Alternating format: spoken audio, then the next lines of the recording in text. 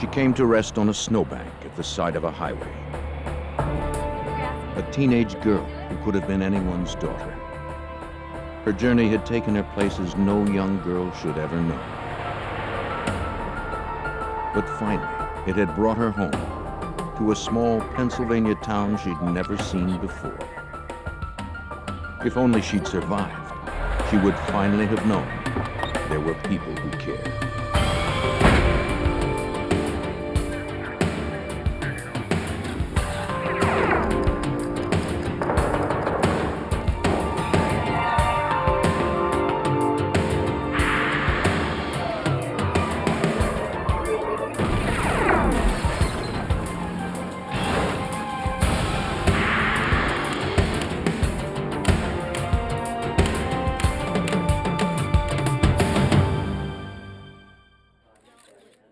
She appeared on the highway in the spring, a young woman, her life cut short, her past and her identity a mystery.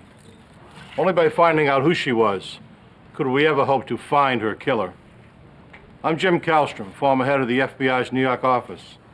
The highway gave the killer a quick and easy escape route, but the trail the FBI used to pursue him was twisted and long. We hoped it wouldn't be a dead end.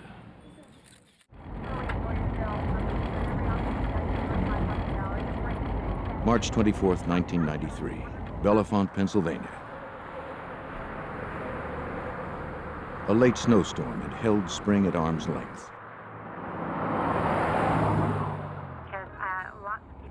On his way to work, a motorist drove down a quiet, snow-lined roadway. But something on the roadside caught his attention.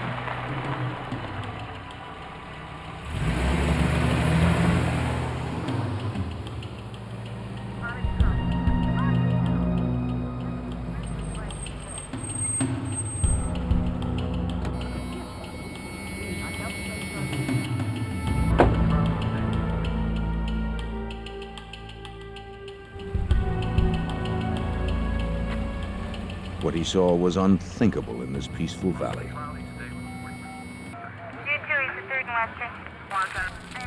Pennsylvania State Police were immediately called in.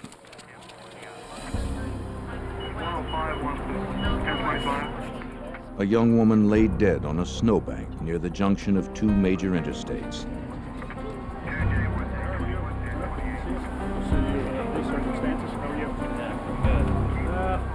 What do we got here? The county coroner determined the girl had died before she was dumped there. She was wearing only socks, panties, and a sweater. And she was young, high school or college age. But perhaps most disturbing, there was a rope knotted around her neck. And her hands were also bound. District Attorney Ray Griecar was at the scene, appalled by what he saw. What struck me is that someone had not only murdered this young woman, but treated her with such disrespect.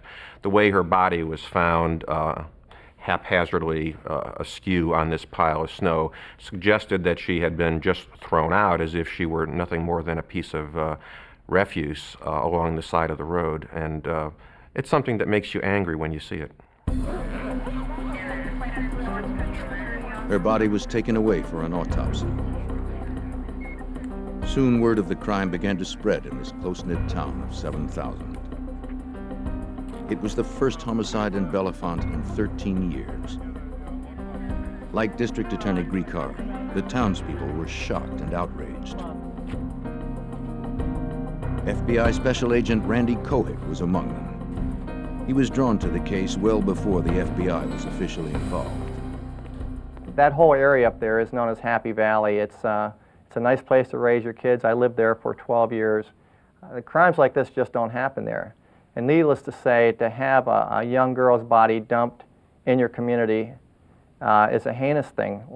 They were extremely upset, and even more so, they wondered whether or not perhaps the murderer might live in the community. Detectives searched for anything that might help identify the girl. They found no purse or wallet, and little else. And I remember commenting to Trooper Madden that morning that he would be very, very fortunate indeed if he was ever able to even identify this young woman, let alone figure out who murdered her. Trooper Madden of the Pennsylvania State Police would be lead investigator. There was a slight indentation into the snow, about 6 inches, where the body itself looked like it had been dumped off of some type of object, be it a truck or vehicle, into the berm of the snow. Madden surmised the vehicle had been a truck with a cab fairly high off the ground. Tire tracks nearby would prove him right.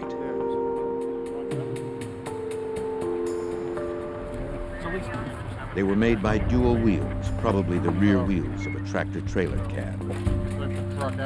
An evidence technician made plaster casts of the tracks to be sent to the Pennsylvania State Police lab.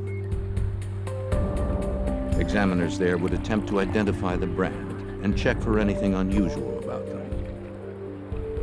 Then, if a suspect were found and his tires matched the tracks, the casts could help link him to the scene of the crime.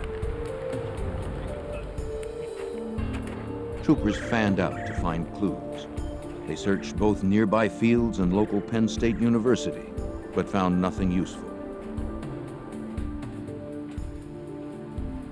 The body was taken to Lehigh Hospital in Bethlehem, Pennsylvania. There, coroner Dr. Mahalakis would perform the autopsy, as Trooper Madden observed. The doctor determined the cause of death to be strangulation. There were no gunshot or stab wounds. The body's core temperature revealed the young woman had been dead less than 12 hours when her body was discovered. It seemed she had died some time before she was dumped on the roadside, as the coroner at the scene had guessed. Other tests indicated she had had sex before she died. Whether she was raped or had consensual sex at the time was not known. However, based on the circumstances, we believed at the time that a rape may have occurred. Dr. Mahalakis carefully removed the rope from around the girl's neck. Wait a minute, right here, Doc. There's a piece of hair, this black hair. Under the knot was a single dark hair. It didn't belong to this blonde girl. But was it the killer's? The hair would be sent to the FBI forensics lab in Washington, D.C., along with the knots for analysis. The type of knots could be important. They might help the FBI develop a profile of the killer. But the best clue came from the girl's left hand. There appeared to be something written on the palm. She had some faint numbers written on the palm of her left hand. They had been written on possibly in ink, and they'd been on there for some time as they had faded, and they were barely legible. It was thought by both Bill and myself that possibly this could be the lead we were looking for that could possibly lead us to her identity.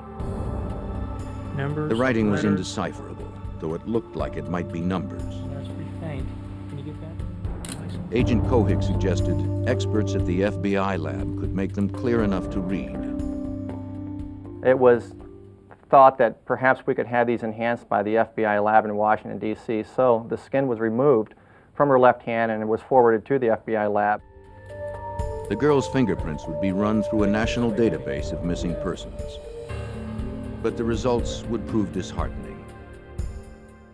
Checks were made with her fingerprints through the APHIS system, which is a national system of checking fingerprints. They came back negative. Checks were also made using descriptors of the body and characteristics of the body, and that also came back negative. So we had no record of a person missing that matched this person we discovered.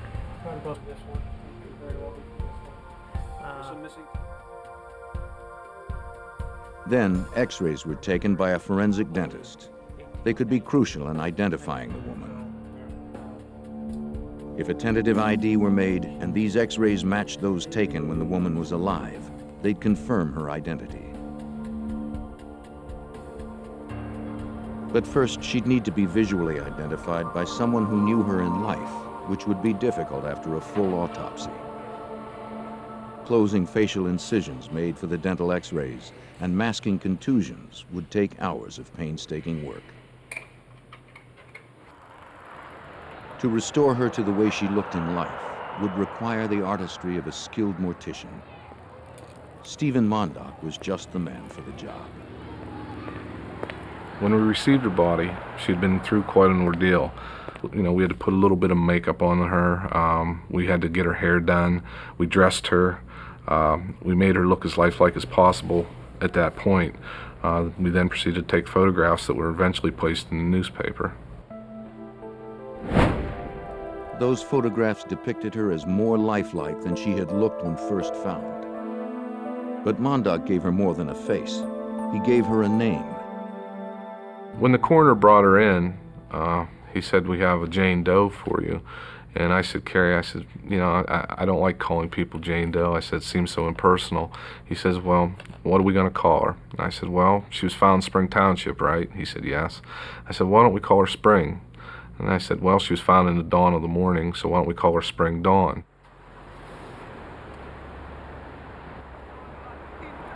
Mondock's caring work gave investigators exactly what they needed.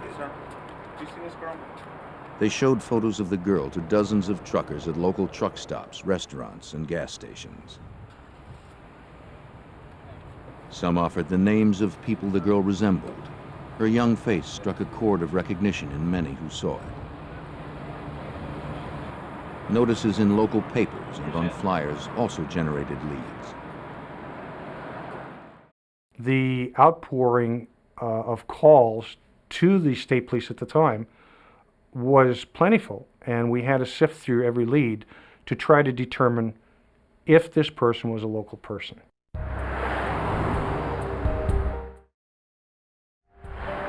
But none of the leads would pan out. Then, in late April, about a month after the body was found, the FBI lab called Trooper Madden. Their analysis showed the writing on the girl's left palm was a phone number with a Florida area code. Madden found the number had been disconnected, and he began to wonder if the area code itself was wrong. But it didn't seem right. It didn't seem to fit this particular case. In looking at this person, there was no tan. It seemed as if she came from a winterized area, somewhat similar to where we were. However, we did not know where. Madden's best guess was that she came from west or north of Pennsylvania, probably within a 12-hour drive from where the body was found. Madden also realized that there were 2 phone numbers written on the girl's hand, not just one. So he noted all the cities within the 12-hour radius that had both the exchanges she'd written down.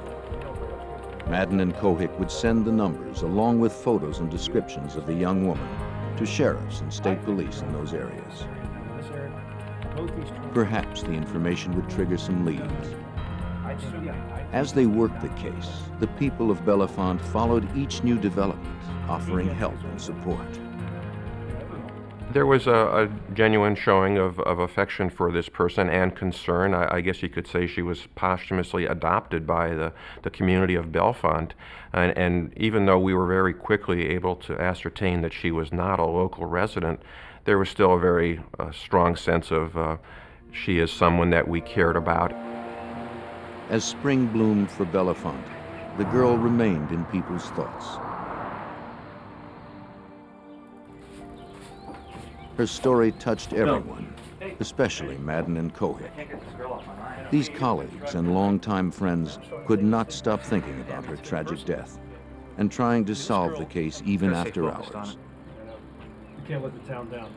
At the time I was assigned to this case, I had a 17-year-old daughter, and Detective Madden had 2 teenage daughters. So I think for the both of us, we took a very strong personal interest in the case. As a matter of fact, it pretty much took up all of our time during our working hours, and we would often find ourselves talking to each other at night on the phone at our residences. Never was community support so strong is when Stephen Mondock began to prepare the body for burial. I had florists call donating flowers. I had hairdressers calling to do her hair. I had people donating clothing. I had ministers willing to give their services, the vault company, the casket companies. The cemetery where she was to be buried was actually at the bottom of a beautiful mountain where there's wildflowers growing. We had the monument company had was willing to donate a stone to bury her. It was just amazing how much the town all came together in an effort to bury her. More than a month after the body was found, it was time for a burial. Not only did the town want to bring closure to the tragedy, the body could not be preserved much longer. Still, Madden needed just a little more time.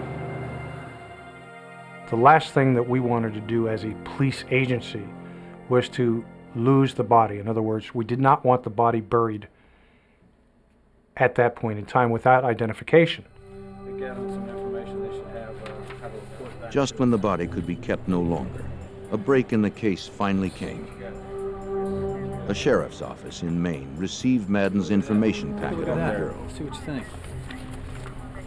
Though he didn't recognize her face, he called one of the numbers written on the girl's hand.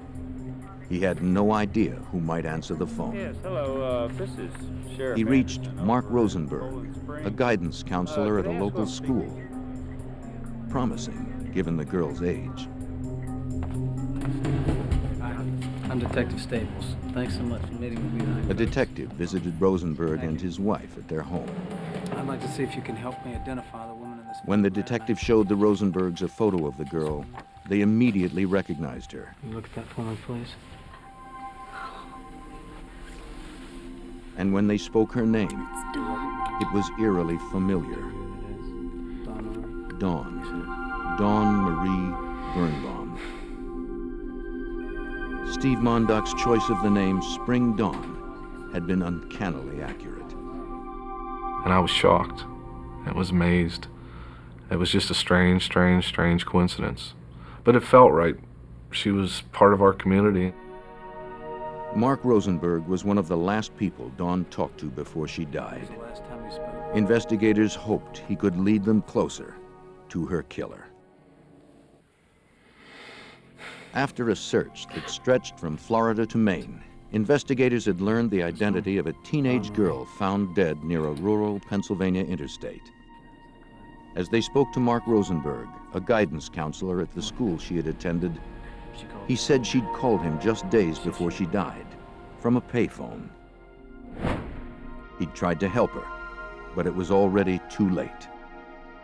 The school she attended was mainly for at-risk teens, like Dawn herself. She'd had problems with authority figures ever since her parents' divorce. In Indiana, where her mother lived, she'd been through a dozen foster homes and run away almost as many times. But at this boarding school, she'd finally found someone she could trust, her counselor, Mr. Rosenberg.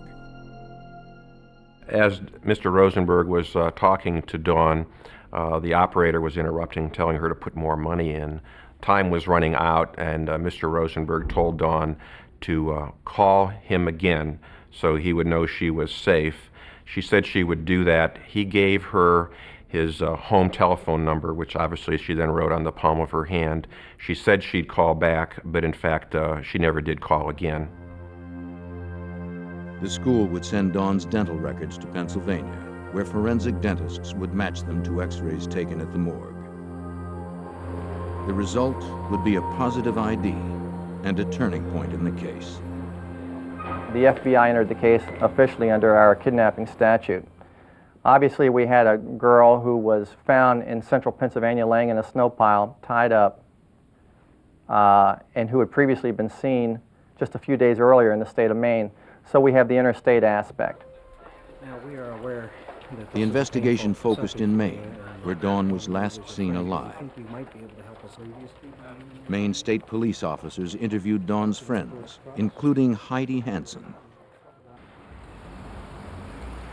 Heidi told them Dawn had been planning to hitch a ride with a truck driver, as she'd done about a year before.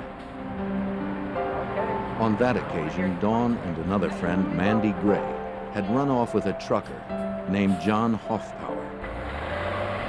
They dropped off Mandy at her home in Georgia, then continued on.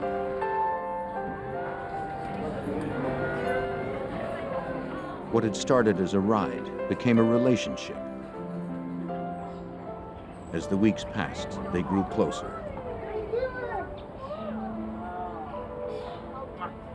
And the woman of my life, Dawn. She's been waiting weeks to see you. Hoffpower took Dawn home to meet his grandmother. They continued to travel together, driving his routes. No one knew exactly where they'd gone or what they'd done, but Dawn spoke fondly of her time with Hoffpower. They'd enjoyed each other's company, and he had treated her well. It seemed one of the few happy times in her troubled life. Then, about a month after Dawn was last seen, the truck was pulled over by police in a random traffic stop. An officer demanded Dawn get out. She complied.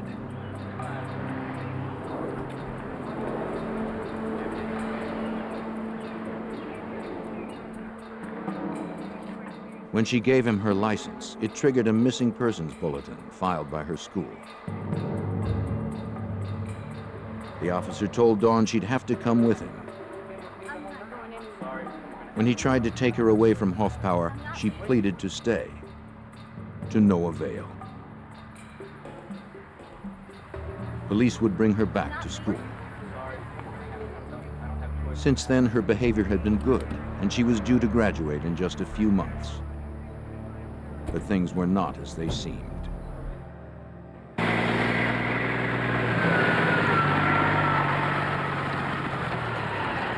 Apparently, Hoffpower was still in love with her, and maybe she with him.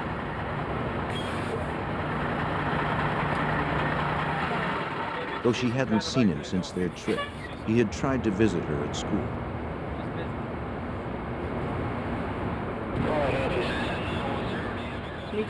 Listen, I'm sorry, you can't get in here. But security guards had kept him from entering the grounds. You got no clearance to come in here. Not having heard from him in a while, Dawn now told friends she was going to look for Hoffpower and run away with him again.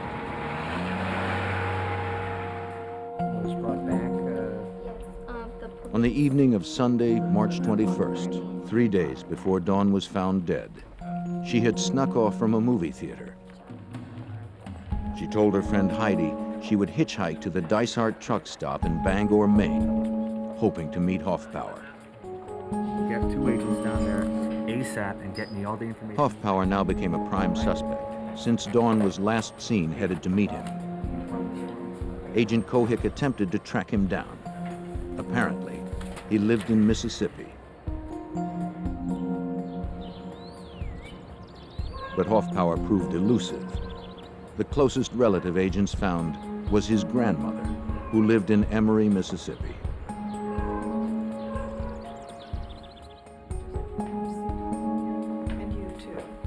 She welcomed them inside and told them she'd raised Hoffpower as her own son. He was devoted to her. No matter where he was, he called her almost every day. He had even brought Dawn home to meet her. Now, when agents told the woman of Dawn's violent death, she was devastated. Then, she shared with him her own tragic news. Last September, a half year before Dawn's murder, her grandson had stopped calling her. He'd also stopped working and taking care of his pets. He'd left his wallet in his house and disappeared. His grandmother believed he was dead, though his body was never found. His car was found riddled with bullets, and there was some reason to think that he had gotten into some trouble with some very unsavory characters and had met a violent end. Agents learned his car had been found in September 1992, a few miles from his Mississippi home, 7 months prior to Dawn's death. By a strange twist of fate, Hoffpower's disappearance had led to Dawn's death. If Hoffpower had arrived at Dysart's, Dawn would still be alive. Their star-crossed love affair had ended in a double tragedy. Now, with Hoffpower presumed dead, investigators' struggle to find Dawn's killer was almost back to square one. Investigators' most promising lead had gone cold. They again had no suspect in a chilling case: the death of a beautiful 17-year-old girl left dead on a rural Pennsylvania roadside. On a tip from Dawn's friend, Agent Cohick and Trooper Madden went to the Dysart truck stop in Bangor, Maine, where Dawn had said she was headed when she was last seen. Cohick from the FBI. How are you? I'm Detective Madden. I wonder if we could ask a few questions. They showed Dawn's photograph to the cashier, who remembered seeing her on the telephone a few weeks earlier. She was over there. Surprisingly enough, even though 2 months had elapsed, agents discovered that people recalled seeing the young blonde girl there standing at the doorway asking truckers for rides as they walked through. She was recalled by several people at the truck stop.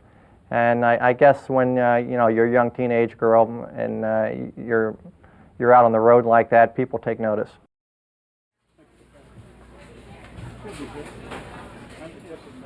It seemed obvious this was where Dawn had made her last phone calls. This cashier's desk, where a trucker would pay for fuel, was only about 15 feet from the bank of pay telephones which Dawn had used to make calls back home and down to the school. So it was easy to visualize how an encounter would have occurred between Dawn and a trucker. Agent Cohick secured a federal grand jury subpoena for the telephone records. Got a problem? Yep, we have a lot of problems. Going through them would be a painstaking task, but it was the most promising option in a case fast running out of leads. Mandy, her girlfriend, right? Mandy Gray. Some of her other girlfriends? The people Dawn had called might know where she had been going, or who she was going with. You got it. ASAP. The phone records confirmed Dawn's call to her guidance counselor, Mark Rosenberg, in Maine. They also revealed she'd phoned other friends. It seemed her last call was at 10 a.m. to Mandy Gray, the girl who'd traveled with Dawn and Hoffbauer. A state trooper visited Mandy at her home in Georgia. Mandy confirmed Dawn had called her from the Dysart's truck stop. Dawn said she'd gotten a ride to Dysart's from a friendly trucker who'd given her money for food when he'd dropped her off. Mandy said her friend had been disappointed that she hadn't found Hoffbauer there. She seemed to have no one else to turn to and nowhere to go. If she headed toward Indiana, where her mother lived, she feared authorities would be looking for her. Based on the conversation she had had with her girlfriend in Georgia, Trooper Madden and I reasoned that she had obtained a ride with a truck driver from Dysart's truck stop. At that point, I decided it would be best if we attempted to identify who may have stopped there for gas over that several-day period. And so I had a federal grand jury subpoena issued for all the receipts from the truck stop for approximately a 4-day period surrounding when Dawn was last seen there. Meanwhile, Trooper Madden obtained receipts for the 3 truck stops closest to where Dawn's body was found in Pennsylvania. They hoped that whoever had given Dawn a ride had bought gas in both places. It was possible. The distance from Bangor to Bellefonte is just over 650 miles, but not probable. A big rig can easily travel 1,500 miles or more on a single filling. Undoubtedly, it was a long shot, but Cohick and Madden nonetheless began the painstaking task of scanning thousands of gas receipts. Over approximately the next 4 weeks, I compiled the receipts from Maine and from Pennsylvania and ended up with 2 separate lists. After comparing one list against the other, I noticed there was only one match on the entire list of several thousand names. The name was James Robert Cruz, Jr. Cruz had bought gas on the morning of March 22nd at Dysart's truck stop, just as Dawn was talking on the telephone 15 feet away. 3 days later, he gassed up again in Milesburg, Pennsylvania, just a few hours before Dawn's body was found nearby. So this was a big breakthrough for us. We have a guy who's in Bangor, when Dawn is in Bangor, and in central Pennsylvania right about the time her body is found. The receipt showed James Robert Cruz Jr. worked at an Ohio trucking company. In response to a call from Agent Kohler, his manager verified the credit card purchases. Okay, I've got the records. And, Cruz was driving truck 44 on a route consistent with the events of the crime. Got the times, got the dates, got everything here. Agent Kohik and Trooper Madden now had a suspect in the killing of 17-year-old Dawn Marie Birnbaum. Okay, that sounds good to me too. Exactly. Investigators pursued their prime suspect, wanted for the murder of a 17-year-old high school girl Wednesday morning, then whose we'll go. body was dumped Sound near a good? Pennsylvania interstate. Mm-hmm. The man was a trucker named James Robert Cruz Jr. His manager told the FBI he was a model employee at an Exactly. Ohio trucking company. This is the file that we're But looking investigators found he had a dark And, past. for. Yeah, it turns I out. had a criminal history check run in the next few minutes and was able to determine that he had a rather lengthy criminal record. Most importantly on that criminal record was the fact that he had been in the U.S. military, and while in the U.S. military, he had been convicted of attempted murder via strangulation and had served time in Fort Leavenworth for that conviction. His military records gave investigators another key fact. We found that his blood type was A positive, which fit him into the small portion of the population which would be a possible source of the seminal fluid found in Dawn. It seemed investigators were closing in on their suspect. There's only one thing left that we could do to further attempt to identify whether he might have been the individual responsible for this murder, and that was to make a determination as to what type of tires he had on his truck. At Agent Kohik's request, an Ohio FBI agent inspected the tires on truck 44 while Cruz was on the road in another rig. The tires were XD1, Michelin, low profiles, a fairly unusual brand. At the Pennsylvania State Police Lab, an examiner attempted to match that brand to the tire cast made where Dawn's body was found. He compared the cast to detailed photographs in a tire reference guide.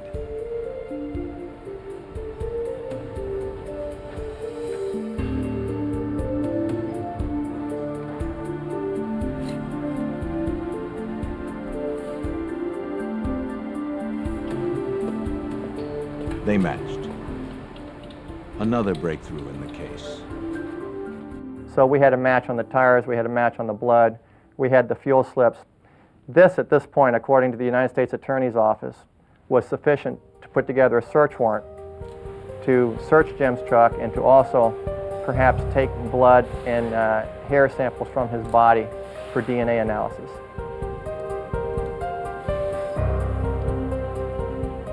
When Cruz was again away in another rig, FBI evidence recovery technicians examined truck 44.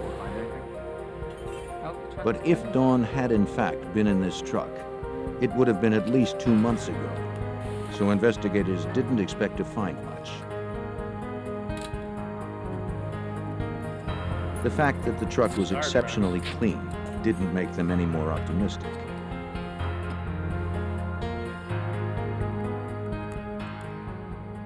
The search took pretty much the entire day, and it was an exhaustive search. We were searching both the tractor and the trailer itself. There were over 300 pictures taken of the tractor trailer. But nothing turned up. An evidence technician was about to declare the search complete when something caught the investigator's eye. And I looked at the passenger door and noticed that at the bottom of the door there was a piece of carpeting. And upon closer examination of the carpeting, I noticed one single blonde head hair interwoven in the fibers of the carpet. You see something?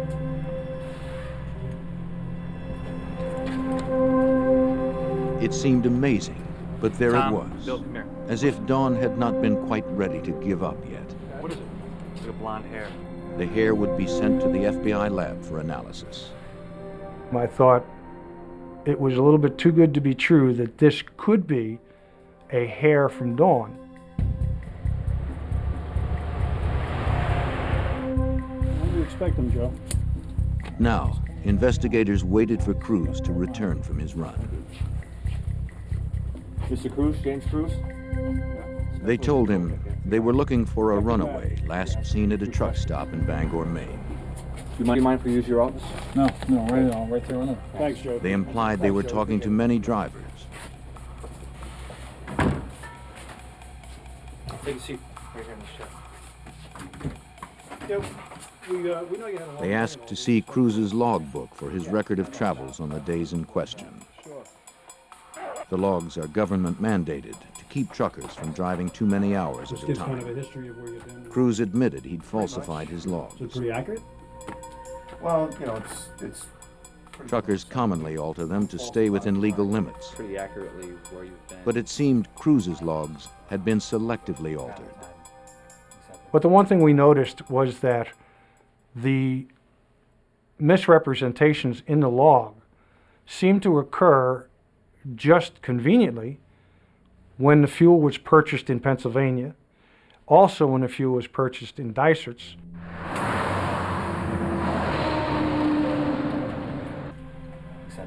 I'm sorry. In response to questions, Cruz calmly described his route. Yeah, pretty much.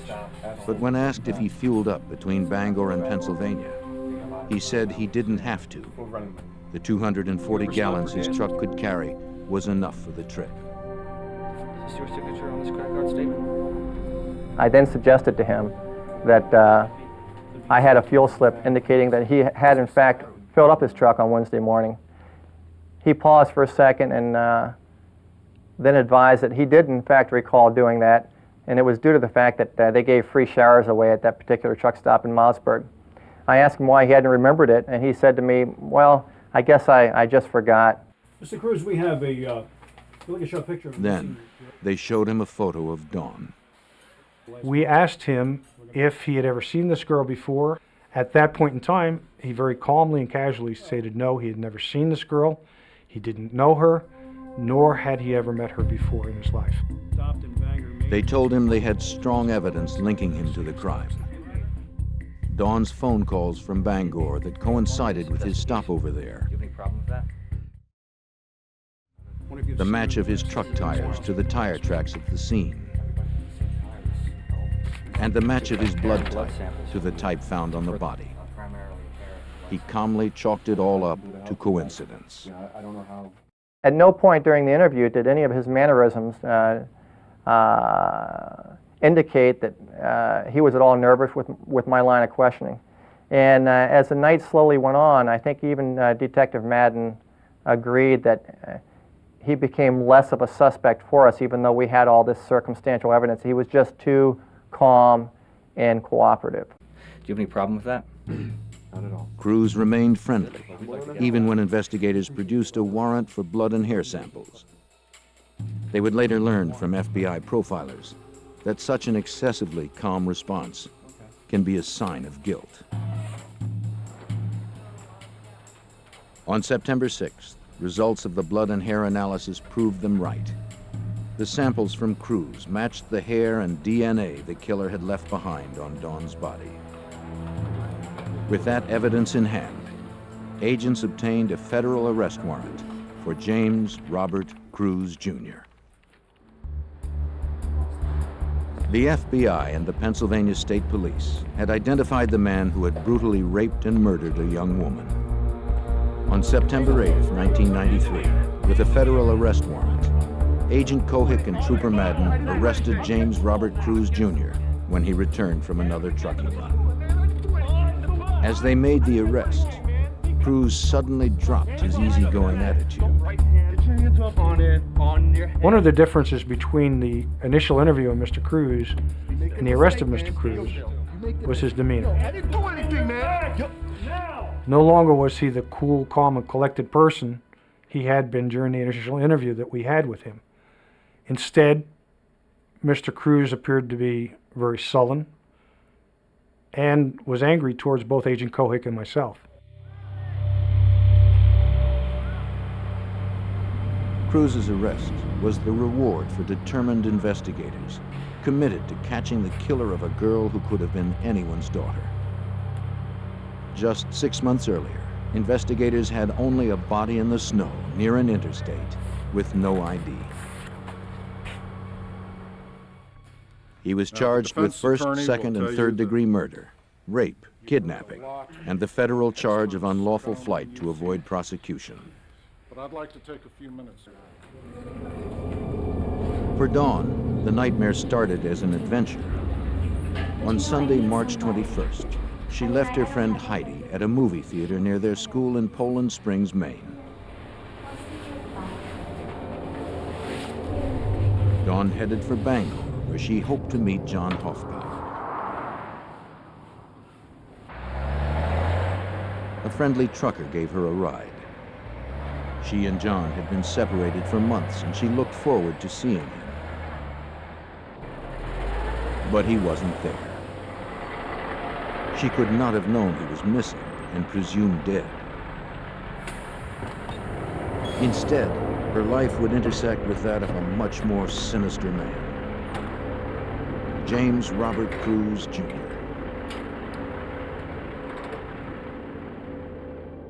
No, I'm okay. I'm fine. Dawn spent the day of March 22nd making calls at the Dysart truck stop in Look, I was Bangor. just calling to let you know I'm safe. She telephoned friends, letting them know where she was and that she was safe. Okay. We'll just tell everybody I'm okay. Oh, I appreciate that. She also talked to her school counselor, Mark Rosenberg, to say she'd run away, but was fine and promised to call him that evening. Okay. Oh, hang on a second. Hang on. She wrote his numbers on her hand for safekeeping.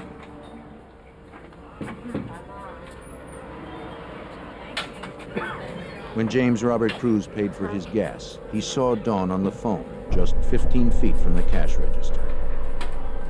Okay. All right, well, we'll keep in touch, okay? All right. Bye. Cruz signed the credit card receipt, billing the gas to his employer in Ohio. Okay. Cool up here. Yeah. Thank you. Bye-bye. Thank you.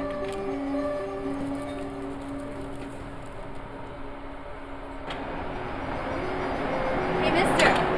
Where you headed? Head back south. Do you think you might be stopping in Georgia? Can I get a ride? Absolutely. Get in. Is it? Thanks. It didn't take much to convince him to give her a ride.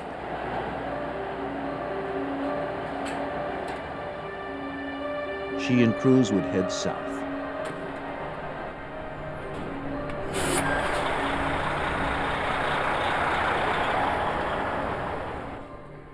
Prosecutors reconstructed the events that had led to Dawn Birnbaum's death.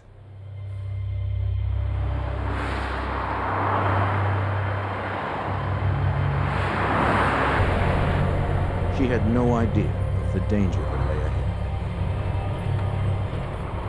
The hours she spent with James Robert Cruz would be her last.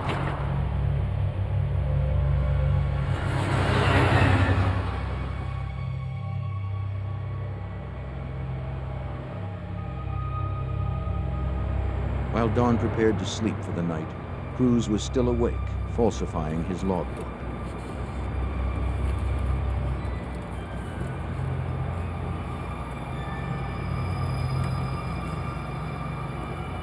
Dawn would soon find herself a helpless captive, trapped by a cruel predator, with no escape.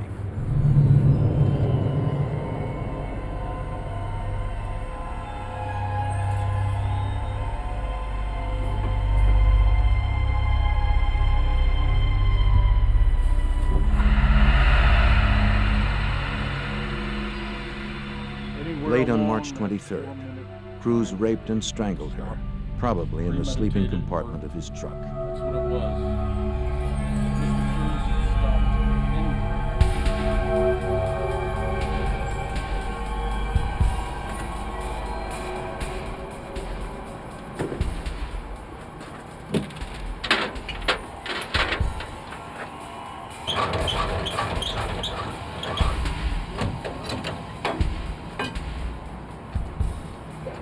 That same night, after buying gas in Pennsylvania, he disconnected his cab from his trailer at the travel port.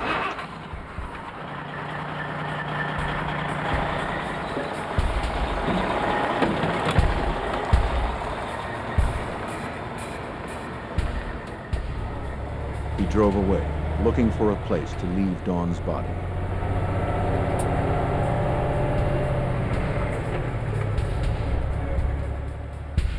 Cruz drove through the backwoods of Pennsylvania, anxious to dump the lifeless girl.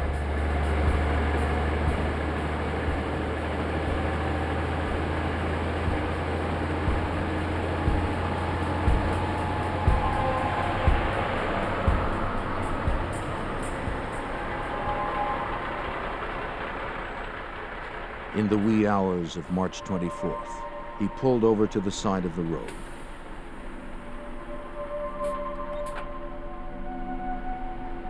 He pushed Dawn's body out of the truck and onto the side of a highway entrance ramp.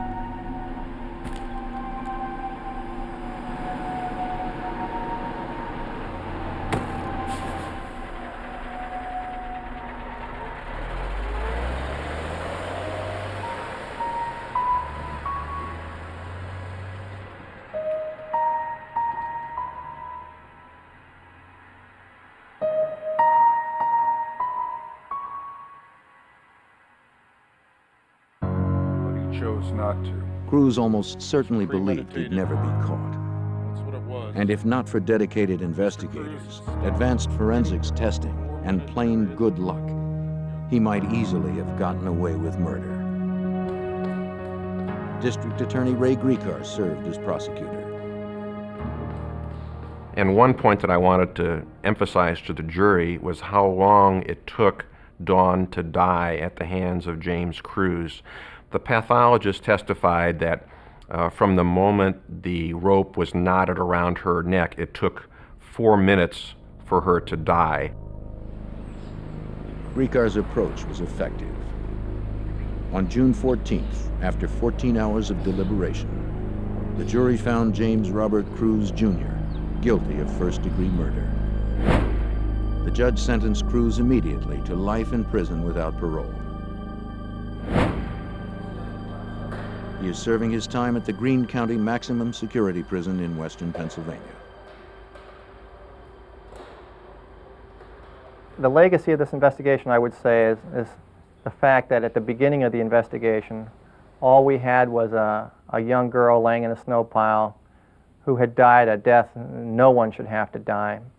No identification on her for the most part, and a very strong concern among law enforcement agencies that she would not ever be identified, much less have the killer caught and convicted. We'd have Cruz behind bars. We have to make sure But it that seemed he's done. Kohik and Madden may have We haven't performed had an even cases greater lately. service Well, than they tell us first why. realized. Sequenced with what we've got. At the time of the arrest, there was a lot of media interest in Cruz because in his own home state of Ohio, there had been a number of young women found along the highways and on-ramps over the previous year or two, and who had been tied up as well and left along on-ramps. A review of our VICAP database indicated over the previous 10 years there were approximately 600 young women that were found along the highways and who had died in a suspicious manner. We were not able to conclusively state that Mr. Cruz was involved in any of these murders. What we do know is that after the arrest of Mr. Cruz, the murders that we were talking about in the state of Ohio ceased. For Dawn Birnbaum, peace had finally come. The gentle people of Bellefonte will always remember her, and the killer who took her life and changed theirs forever.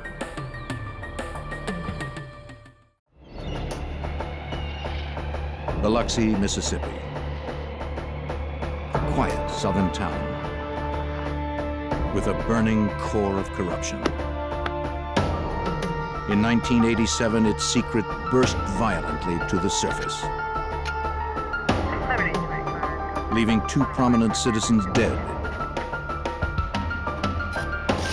and ripping the top off a grand conspiracy.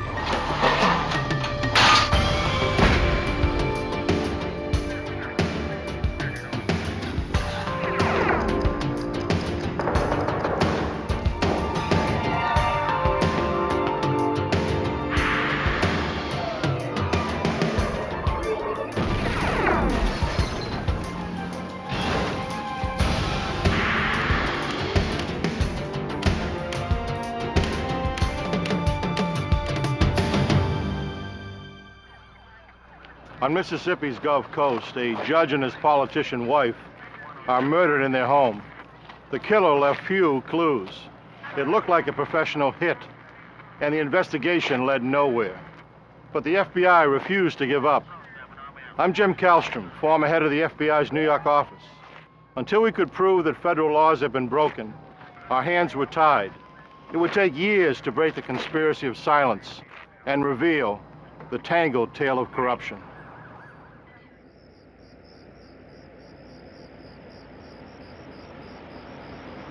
Biloxi, Mississippi.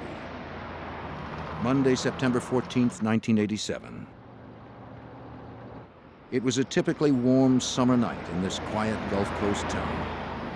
The workday was over, and most residents had retreated to the tranquility of their homes. Like most of their neighbors, State Circuit Court Judge Vincent Sherry and his wife Margaret were unwinding after a long day.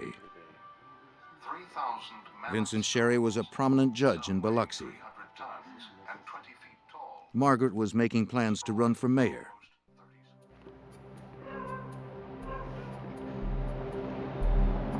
Both were fixtures at Biloxi's social and community functions.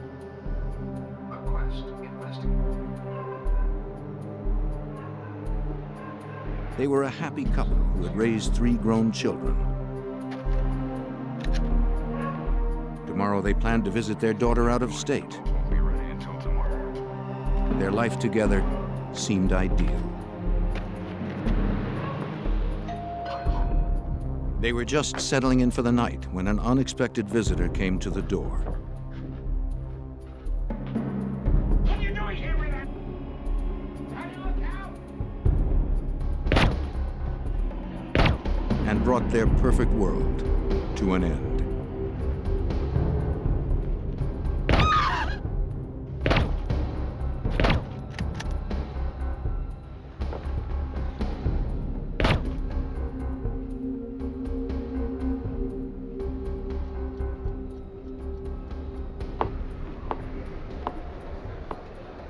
The Sherrys were supposed to be with their daughter, so no one realized anything was wrong until 2 days later when the judge failed to show up in court on Wednesday, September 16th.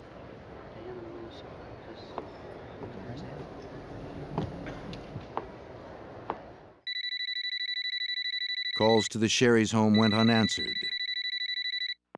I'm sorry we can't take your call, but leave your message after the beep.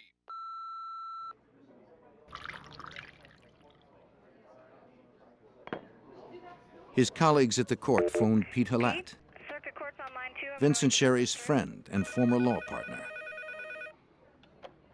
Morning, Pete Halat. But he hadn't seen or heard from the judge either. Well, he's supposed to be in court. When did he leave? I don't know. All right, No, wait, you let me call him at home and I'll figure out where he is. All right. After he left a concerned message on the Sherry's answering machine, Halat felt he'd better check on his friend personally. Oh, I got the machine. Judge, it's Pete. They're looking for you in court. Is everything okay? On his way out, he asked his junior partner, Charles Legier, to ride with him. Charlie, hold on, time to settle up. I need some help, so let's go. Listen, I'll give you a call back, okay? Yeah, bye-bye. I figure if we go together, the two of us will fine. As they drove, Legier tried to make conversation. Lawyers, Halat seemed distant, perhaps concerned about the judge.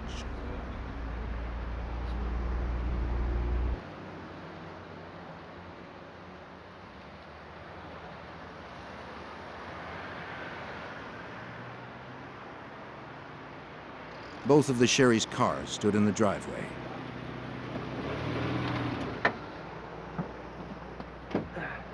Well, the car's here. I don't like it. Well, his car's here. He's supposed to be in court. Halat asked Legier to go to the house while he asked a neighbor if she'd seen the couple. Just go ahead.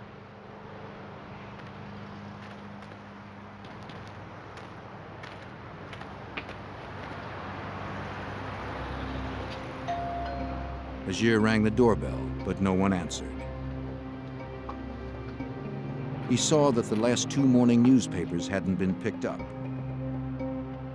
Pete Halak. I'm partners with... The neighbor told Halat she hadn't seen the Sherrys for a couple of days, which she thought was odd since both of their cars were in the driveway. When Legier tried the Sherrys' door, he found it unlocked. Something wasn't right. Hey, Pete! Pete! That's unusual.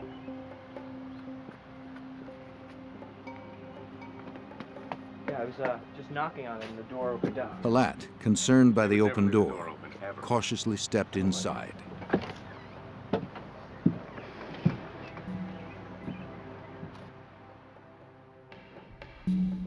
A few steps in, he made the gruesome discovery. Judge Sherry had been gunned down in his own home. What's wrong? They called the police. Authorities arrived to find the body of Vincent Sherry at the front of the house. In the back bedroom, they discovered Margaret. Because the couple was so prominent, the murder investigation became top priority. Detectives contacted the FBI's Biloxi field office. Though the FBI would not yet be officially involved, they offered the use of their agents and forensic laboratory.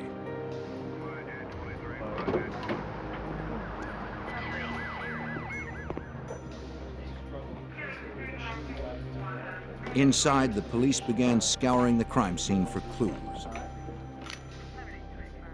They conducted blood spatter analysis to determine projectile angles. If they could figure out where the murderer had stood when he fired the shots, they might be able to reconstruct the crime. Okay.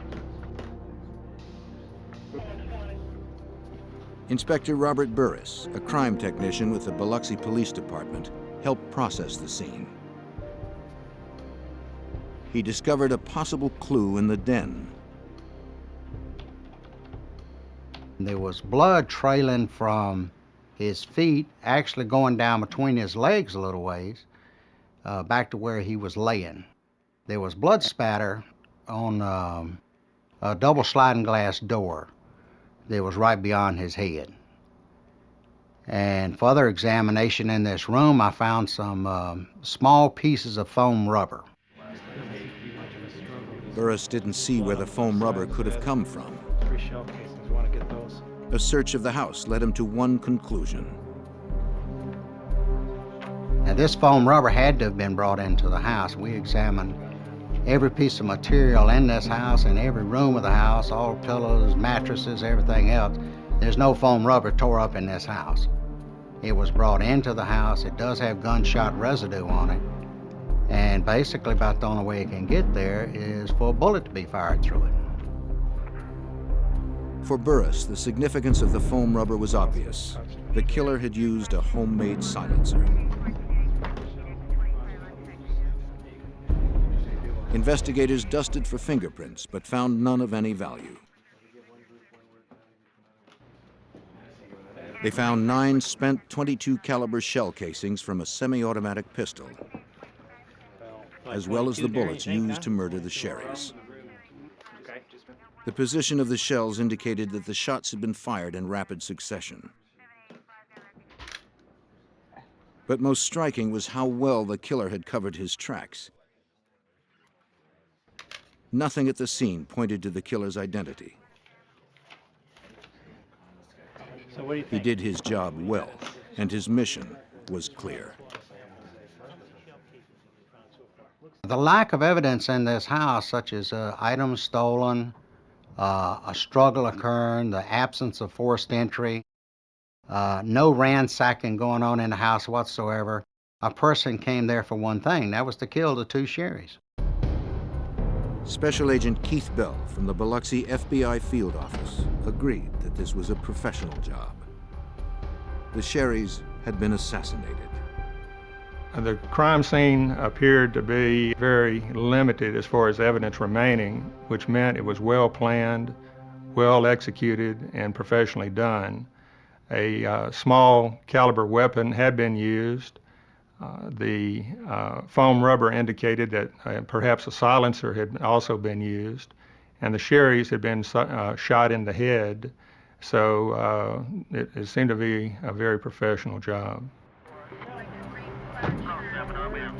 A multi-agency task force was assembled with Special Agent Keith Bell among its members. Investigators would spend days processing the crime scene.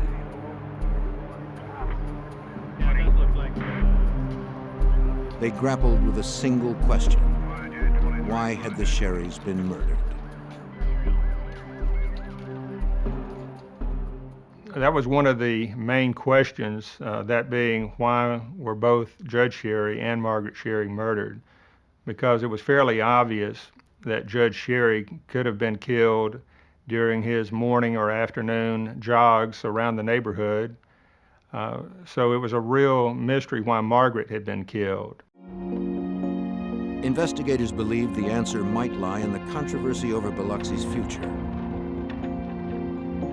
Some civic leaders hoped to transform the sleepy southern town on Mississippi's Gulf Coast into a flashy resort where casinos would attract tourist dollars.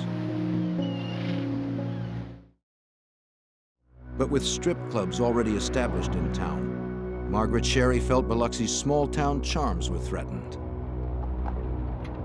And the casinos would attract a criminal element. As a candidate for mayor, she had made powerful political enemies by trying to keep gambling out. Agent Bell wondered if Margaret was killed to silence her protests. Margaret had been so outspoken politically in the community. She was known to be anti-gambling.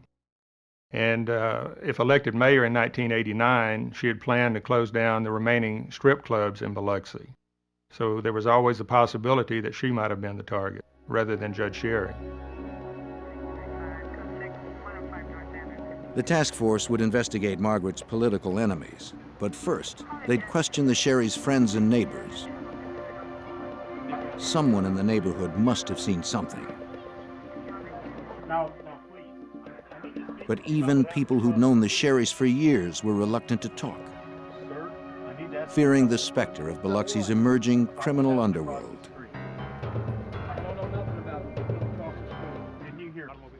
The Sherry murders brought a dark cloud over the city of Biloxi. Many of the citizens in Biloxi were afraid to openly express their opinions. They saw that Margaret Sherry, who had been quite vocal and quite outspoken in political circles, had ended up dead, as had her prominent husband, Judge Sherry. So many citizens after these murders were hesitant even to be interviewed by FBI agents or by local police officers because they basically did not want their names tied into anything to do with this case. If people wouldn't talk to the authorities, perhaps they would talk to Lynn Sposito, the Sherry's daughter. After being notified of her parents' murders, Lynn rushed to Biloxi from her home in North Carolina. Determined to find justice, she questioned everyone in the neighborhood. One family friend gave her a crucial piece of information. He described a suspicious car and driver in the neighborhood on the night of the murders.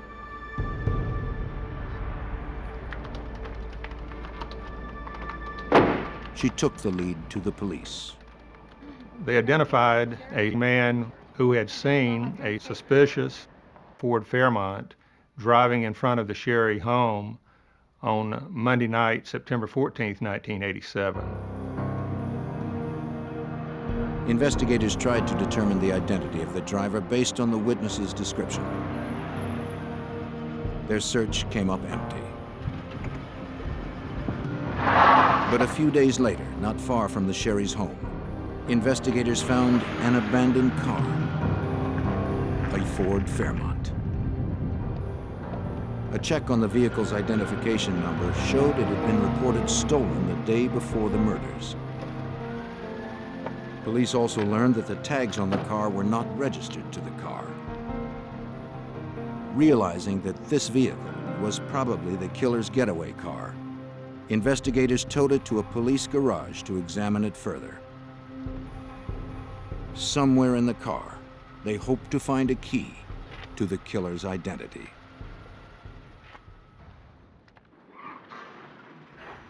Less than a week after the brutal murders of Biloxi couple Vince and Margaret Sherry, investigators received their first promising lead. They recovered an abandoned car, matching the one witnesses described seeing the night of the murders. After contacting Agent Keith Bell about the discovery, investigators processed the car for clues. Inspector Robert Burris found something peculiar. I was processing this vehicle, and one of the things I noted, the dome light had been dismantled and the bulb taken out of it. In other words, if you open the door, you ain't got no light. Both of the sun visors were in the down position. Whether you're riding around daytime or nighttime, you ain't gonna be able to see the people's face in it very well. Investigators believed more than ever that this was the car used by the Sherry's killer. Anything found inside it was labeled, packaged, and shipped to the FBI labs in Washington, D.C.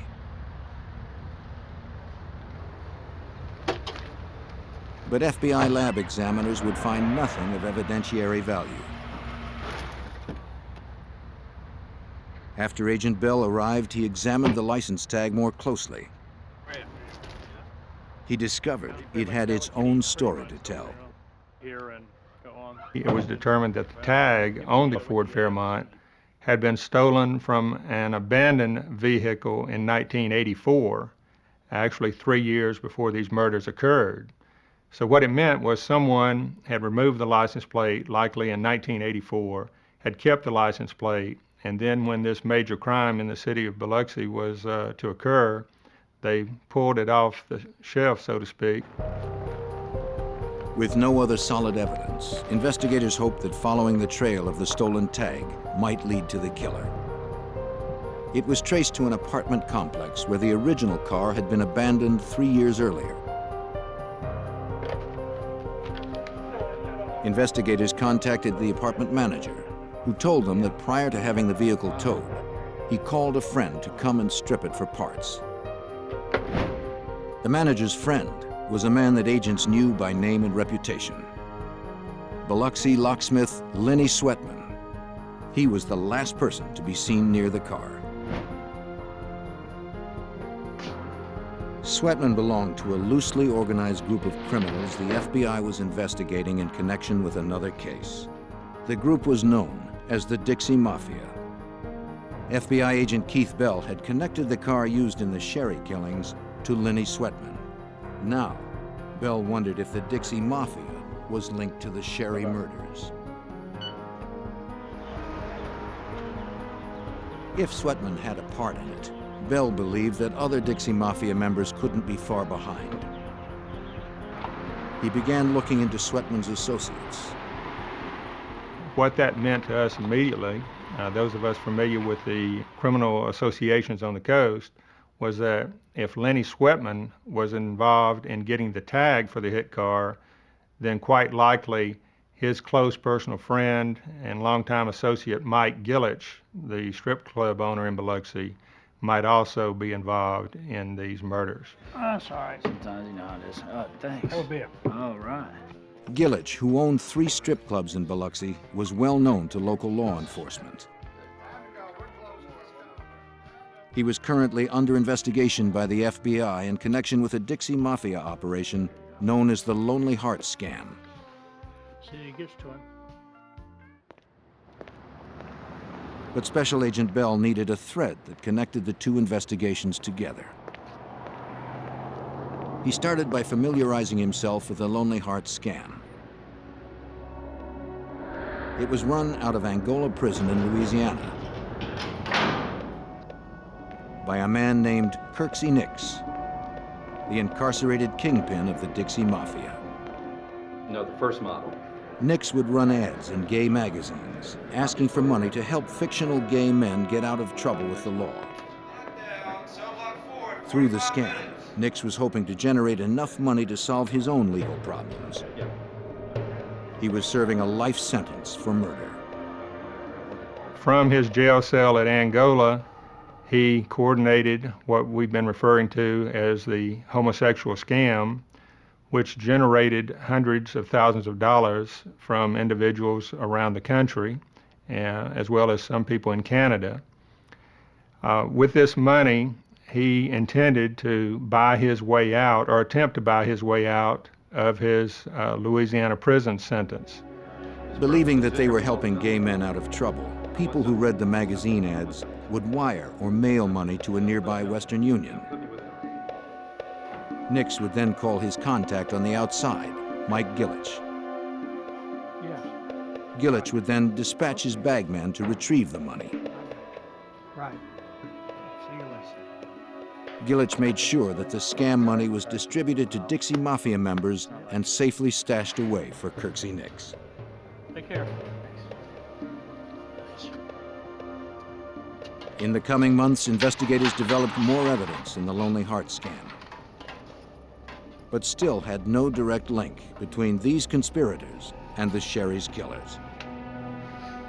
A year into the investigation, the murder case threatened to stall.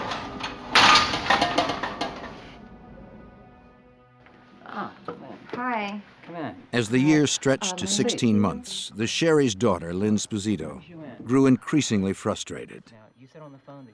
In January 1989, she hired a private investigator to rev up the inquest into her parents' murder. He said he could make out the man. And I'll give him a call, and I'll be on this case this afternoon. The family had wanted very much to have a quick resolution to the case, but by early 1989, there'd still been no arrest. And of course, at this point, the FBI had not formally entered the case.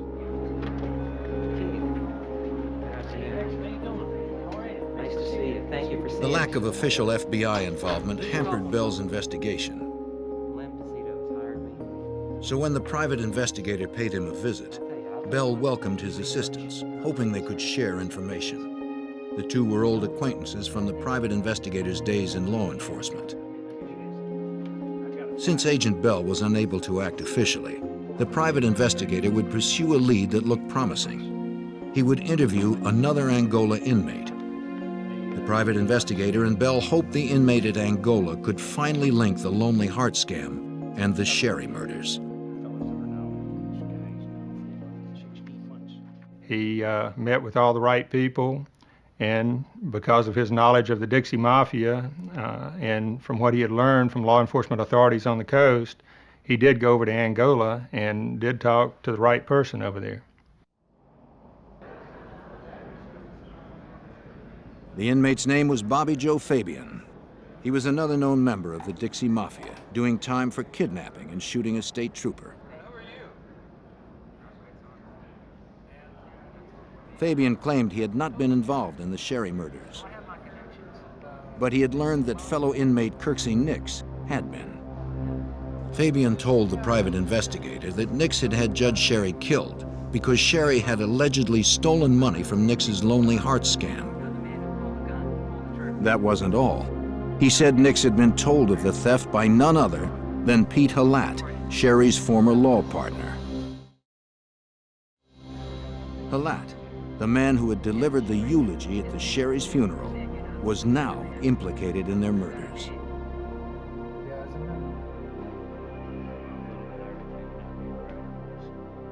Halat officially represented Nix on legal matters, but Fabian said Halat's role in the Lonely Heart scam was criminal, not legal. Halat was one of the people receiving money from Nix for safekeeping through Mike Gillich's bagman. Don't forget to pick up next week at the other place. And the ties between the outlaw and the lawyer went deep. Kirksey Nix's girlfriend and accomplice, LaRae Sharp, worked in Halat's office.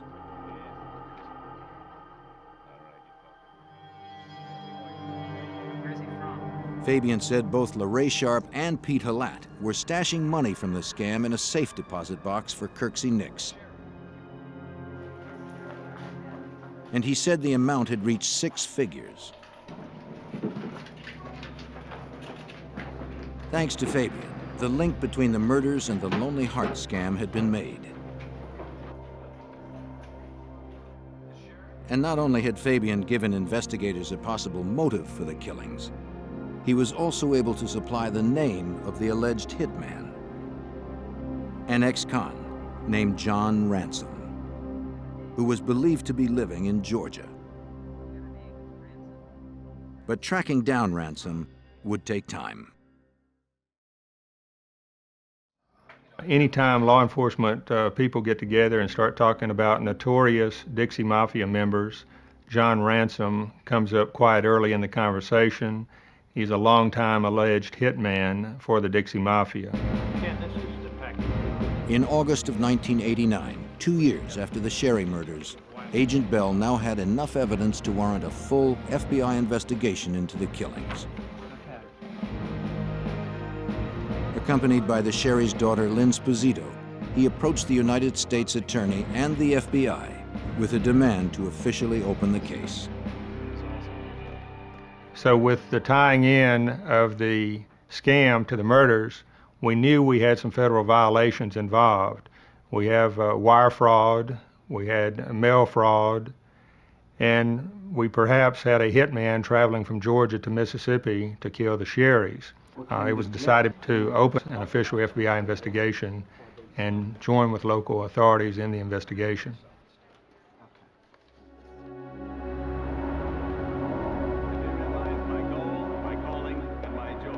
By now, however, suspect Pete Halat, Judge Sherry's former law partner, had been elected mayor of Biloxi.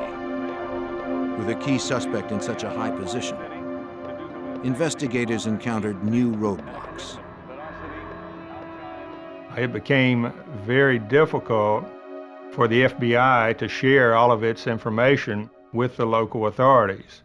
We are not saying that the local police were corrupt. What we are saying is that Mayor Halat put his own people in as Director of Public Safety and as Police Chief, so we were somewhat circumspect on what we shared with local authorities during that time period. In August of 1989, as investigators attempted to unravel the truth about the Sherry's murders, informant Bobby Joe Fabian made a surprise move. He told his story about the Sherry murders to the TV news. Fabian hoped that by bringing attention to himself, Kirksey Nix would be less likely to have him killed for cooperating with authorities. Along with the report, the station broadcast a mugshot of John Ransom, the alleged hitman in the Sherry case.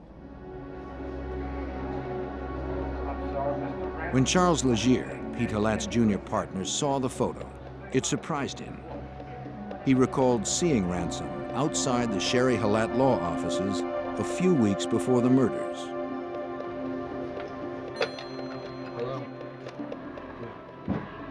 Legier shared his information with the task force.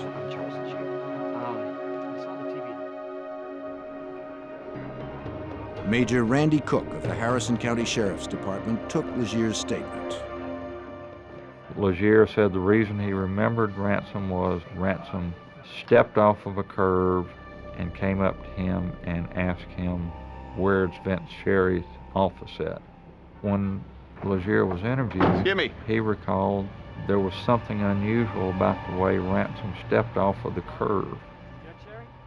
Ransom had a prosthesis on one leg.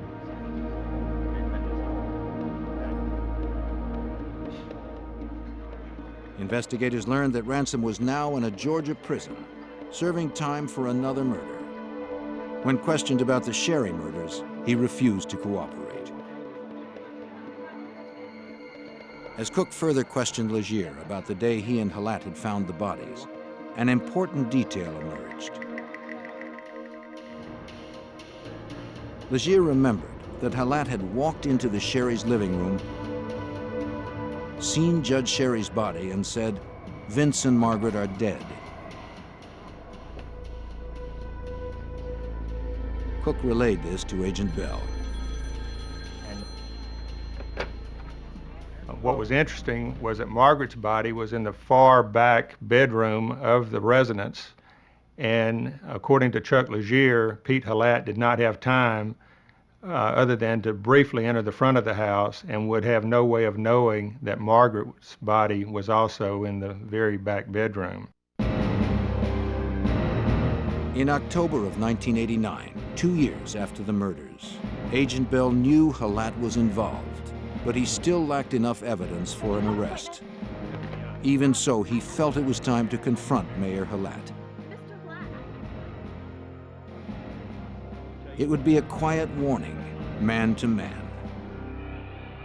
And I let Mayor Halat know that I thought his knowledge of the Sherry murders was much greater than what he had shared with law enforcement authorities up to that point. And I recall also telling him that the FBI would continue working on this case until it was totally solved. My recollection is he smiled and did not have much else to say. As a lawyer, Halat knew Bell would need more concrete evidence in order to secure a conviction.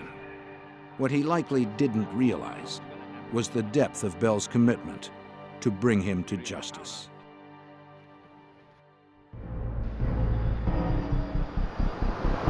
Three years had passed since Judge Vincent Sherry and his wife Margaret were murdered in their Biloxi, Mississippi home. FBI Special Agent Keith Bell had connected the killings to members of the Dixie Mafia and to Judge Sherry's friend and one-time law partner, Pete Halat. The alleged trigger man, John Ransom, was refusing to talk. In January of 1990, Agent Bell and Major Randy Cook of the Harrison County Sheriff's Department drove to the Atlanta Federal Penitentiary to question another possible accomplice. This is Special Agent. A man named Bill Rhodes. Rhodes, a known associate of John Ransom, was willing to cooperate. He told them that in early 1987, Ransom had contacted him about driving the getaway car in a crime to take place in southern Mississippi. Ransom had said a judge would be murdered and that the pay was $10,000. There were certain promises made to Rhodes by Ransom that I know certain people in Biloxi that if you'll help me on this and you'll have the run of Biloxi anytime you want it. So in March of 1987, Rhodes went to Biloxi and met with Ransom and a man named Pete. It was Pete who specifically asked Rhodes and Ransom to do the hit. Rhodes said he also met with Mike Gillich, the Biloxi strip club owner, who would supply the money once the hit was done. But 5 months later, before they could do the job, Rhodes was arrested on an unrelated bank robbery charge. And Ransom got cold feet, afraid Rhodes would turn on him. The information helped the case inch forward, but Agent Bell and Officer Cook still felt that Ransom held the missing pieces. Another year would pass without much progress.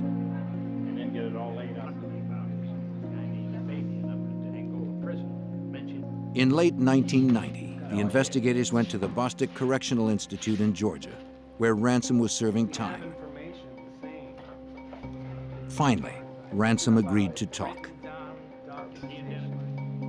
He admitted that he delivered a .22 caliber pistol to Lorraine Sharp, Kirksey Nix's girlfriend. But Ransom insisted that he did not do the job. Based on what Ransom said, Lorraine's involvement was starting to look bigger than simply stashing scam money in a safe deposit box. All finished? Finished, thank you. Through his contact with Sharp, Nix learned that the investigation was heating up. He worried that his girlfriend might talk, so he tried to head off the problem by putting out a contract on her life.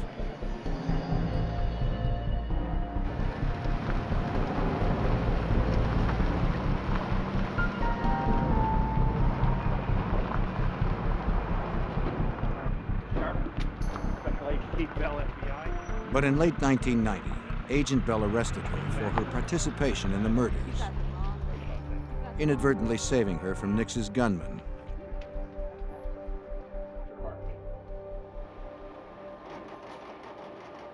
During a polygraph test, Sharp denied her involvement in the Lonely Heart scam and the Sherry murders. But the machine called her bluff. When Bell and his team added her statements to their existing stacks of evidence, they were ready to bring indictments against several key players. Mike Gillich, John Ransom, LaRae Sharp, and Kirksey Nix were charged as conspirators in the Sherry murders. Notably missing from the list was Pete Halat. The case against Halat would have to wait until they had enough evidence for a murder conviction. For now, the FBI would look to convict the others on conspiracy to commit murder. So many of the questions came up, why didn't y'all indict Pete Halat early on when you indicted everybody else? Well, at the time, we didn't have the hard evidence that you would have to arrest a mayor and prosecute him. The conspiracy trial produced several key witnesses that would help investigators piece together the complex scheme. Mr. Gant, you stated that all these people here Robbie Gant, Gillich's bagman for the Lonely Heart scam, testified for the prosecution. His testimony helped prosecutors link the Sherry murders to the scam.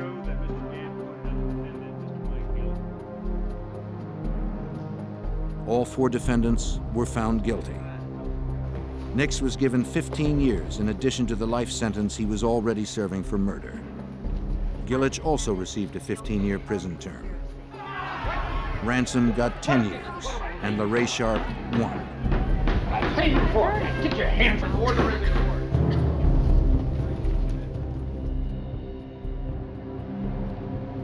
With these conspirators behind bars and the Lonely Heart scam no longer operational, Bell moved on to his next objective. We decided not to end the Sherry investigation after the 1991 initial convictions because at that time we had not proven who had actually shot the Sherrys, and also Pete Halat had not been indicted or convicted at that point. And we all felt strongly that Pete Halat had played a major role in the scam and in the murder plot. So we were determined to continue the investigation to see if we could get enough evidence to indict and convict Mr. Halat and the actual shooter. In late July of 1992, Agent Bell got the break he was looking for. Following the conspiracy trial, Mike Gillich was desperate to find a way out of prison. He contacted one of his associates in Biloxi and asked him to approach Robbie Gant with an offer.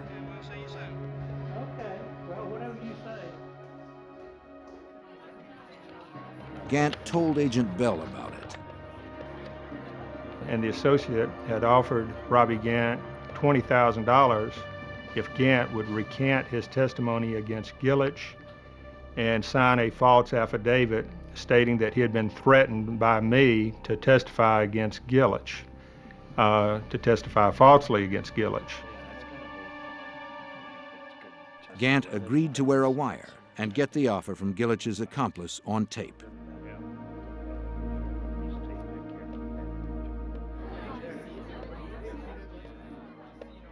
Gant met with him in Mississippi. This time, Gant's tape was rolling when Gillich's associate reiterated the bribe. Gant accepted as Bell had instructed.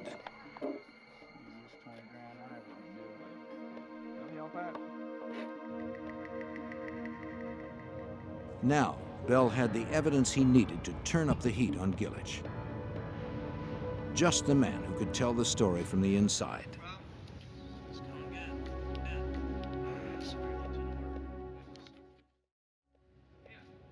By 1993, 6 years after the double murder of Vince and Margaret Sherry, FBI agent Keith Bell had put 4 members of the Dixie Mafia behind bars.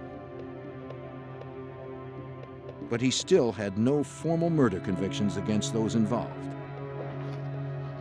And Mayor Pete Halat, the suspected mastermind of the case, was still free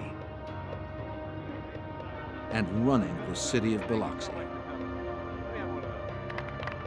In fact, the year before, Mayor Halat had broken ground on the city's first big casino. The victory for our town and our people. The press still hounded Halat about his involvement in the Sherry murders, but he remained adamant about his innocence.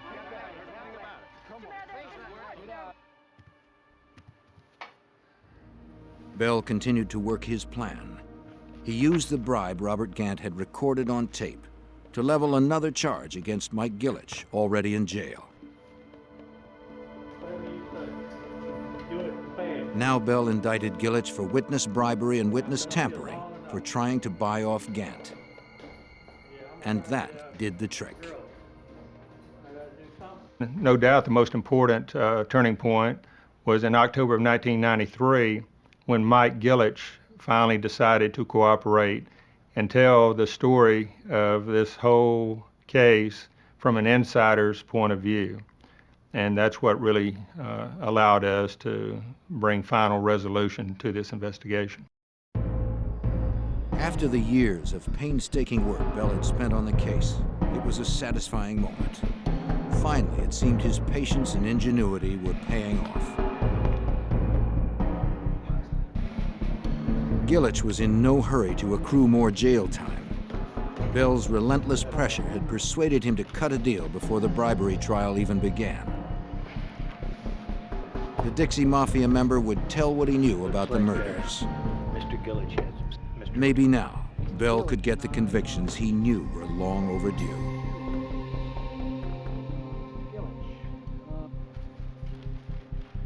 But for a career criminal like Mike Gillich, adjusting to life on the right side of the law wasn't easy. At first, he tried to bluff his way out.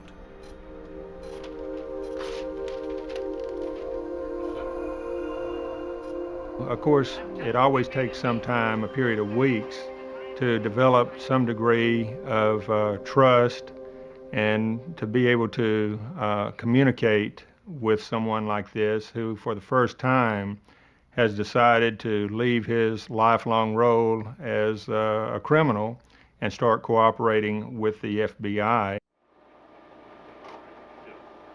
When deception didn't work, Gillich had no alternative. He had to tell the truth.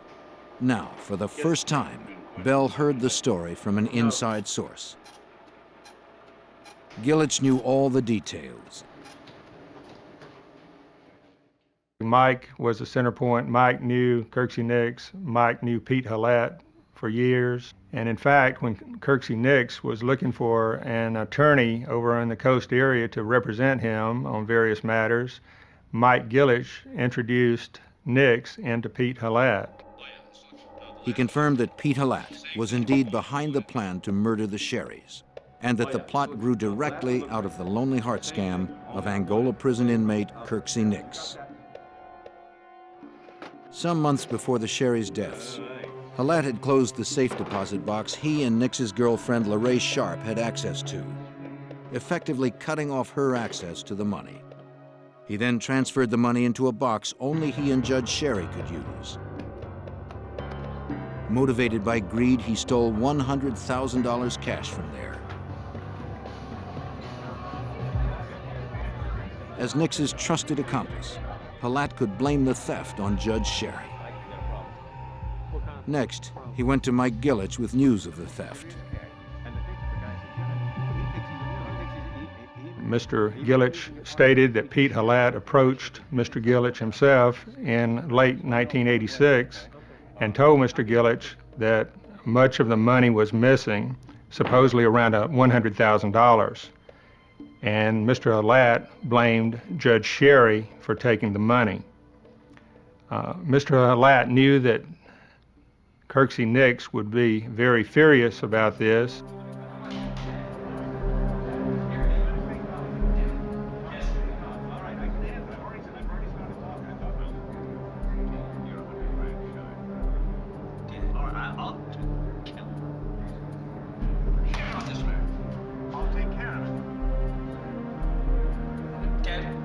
It is not known who ordered Margaret's death, but as a fierce opponent of corruption, she posed a threat to the underworld forces hoping to control Biloxi. With Margaret dead, Halat could be free to run the town.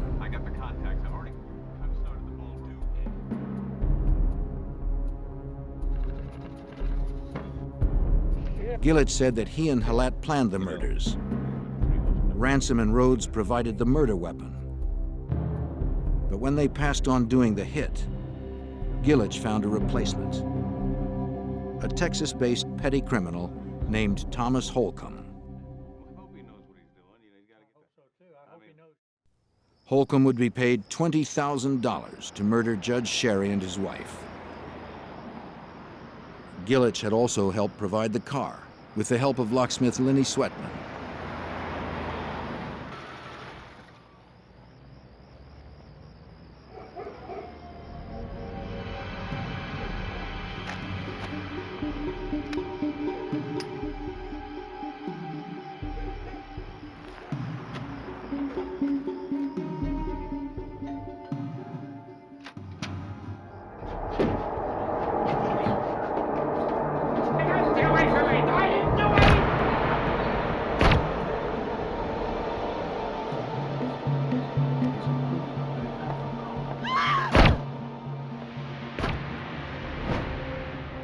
In October of 1996, agents arrested hitman Thomas Holcomb in Texas on murder charges.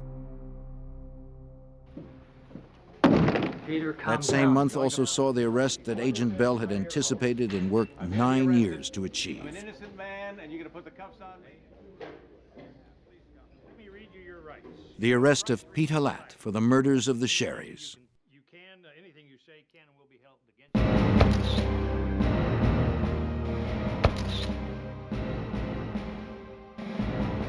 Kirksey Nix and LaRae Sharp were indicted on 52 counts, including fraud, money laundering, and murder.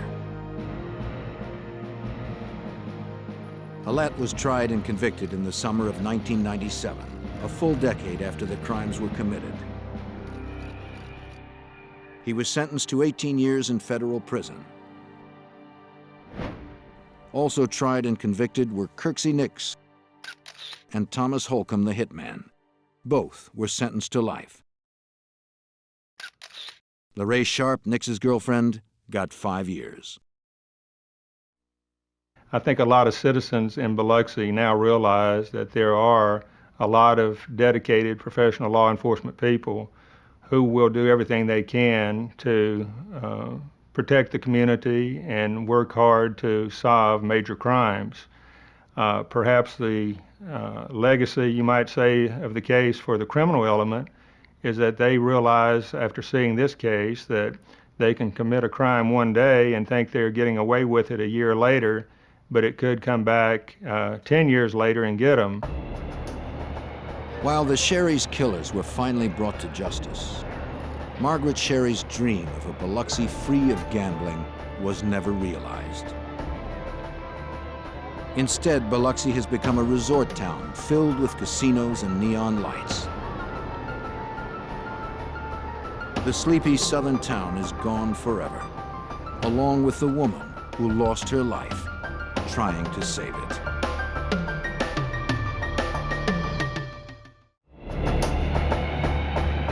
So you got what I need?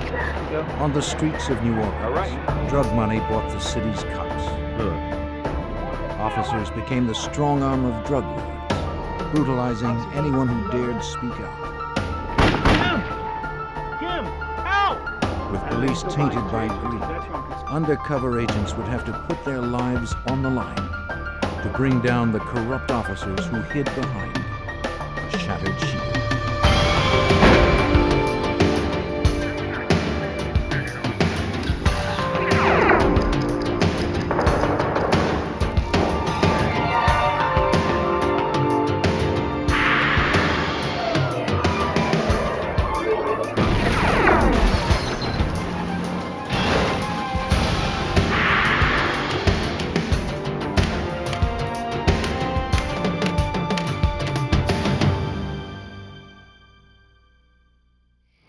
In a city awash in narcotics, The drug lords have all the power, even over the police.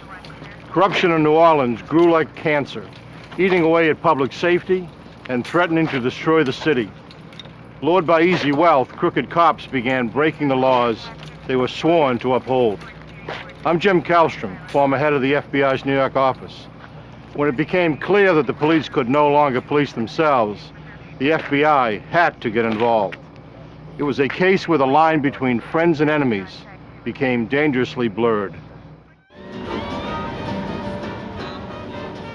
New Orleans, 1993. Tourists packed the city looking for a good time, not all of it legal. Cocaine was in demand, and the dealers cashed in. It was a violent business. For protection, the drug lords turned to those whose duty was to serve and protect. The cops. Officers lined their pockets while enforcing the will of the dealers. They controlled turf like thugs, terrorizing innocent civilians. Agent Stan Haddon of the FBI's Public Corruption Unit in New Orleans was aware of the growing problem. Our intelligence told us that there was a great variety of corruption taking place among many different officers on the department. However, the one thing that seemed to be the most pervasive was that officers were out there working with drug dealers on the street, were protecting drug dealers on the street, and were stealing money and drugs from drug dealers on the street.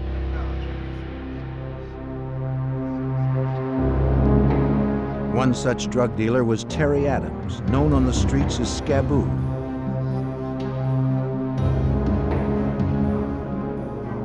He was a small-time operator who was being extorted by Officer Sammy Williams. So you got what I need? Come on now, give me what I need. But this time, the protection money Scaboo paid Williams wasn't enough. On Christmas Eve, the officer demanded that Scaboo pay him $10,000 cash by 6 p.m. If Scaboo failed to show, Williams threatened to beat him and guaranteed him 20 years to life. That evening, at 5 p.m., Special Agent Stan Haddon was finishing up some last-minute work. About to go home, he took one last call. It was Scaboo. His time was running out. He told Haddon that he was being blackmailed, but didn't have the $10,000 the corrupt cop was demanding in less than an hour. What are the name of the officers? When Scaboo contacted me, we realized that that was our best chance to do something about police corruption. And I immediately arranged to meet him and debrief him in person. There was no way we could get everything together by 6 o'clock. By the time I met with him, it was 30 minutes before the deadline. Yeah, I feel pretty good about that. Haddon and his partner quickly hashed out a plan. This is, I think, the best one we've got. Scaboo would meet the officer as arranged, but he'd be wearing an FBI wire. The agents couldn't arrange $10,000 on such short notice. Scaboo would have to convince the cop to accept smaller payments over several meetings. Yeah, I'm pretty sure. Okay, they could be rough. Well, you know that. You worked with them. Yeah, I have. Assured by Haddon that he would be under constant surveillance, Scaboo took his position.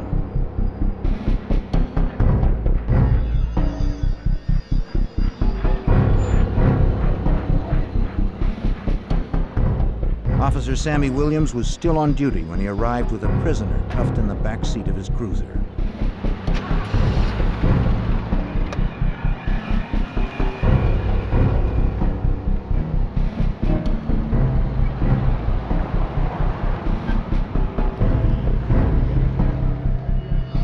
Williams drove Scaboo to a deserted spot behind a seafood market.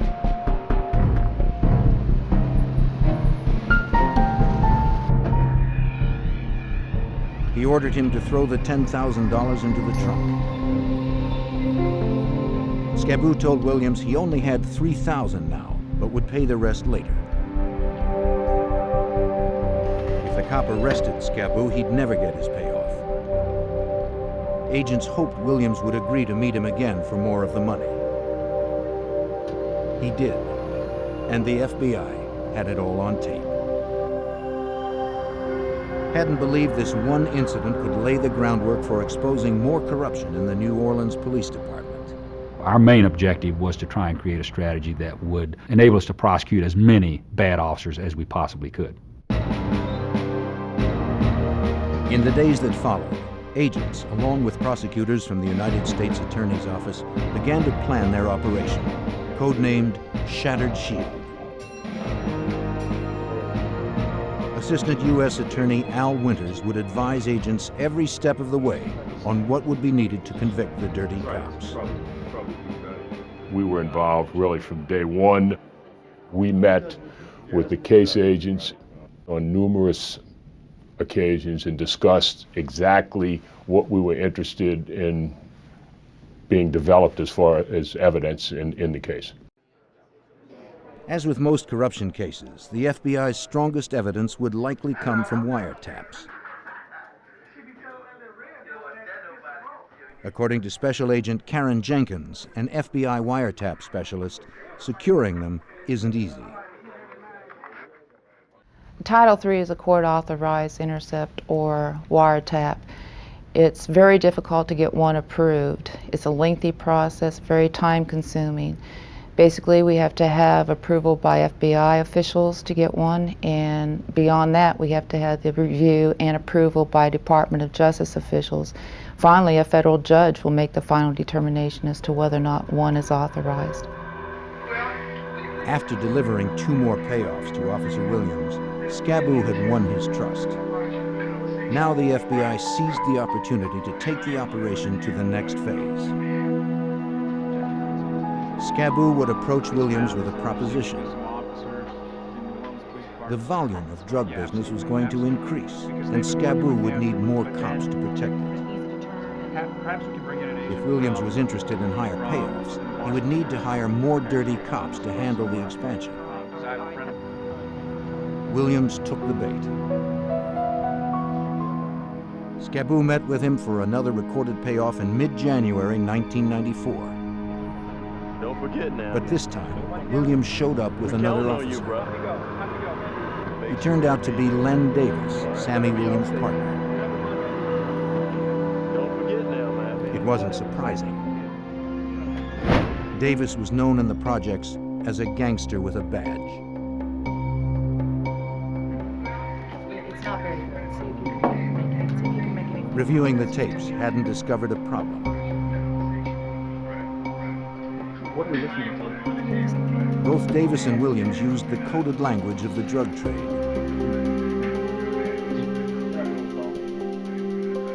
To make charges stick, the FBI had to record the officers using language that a jury would understand.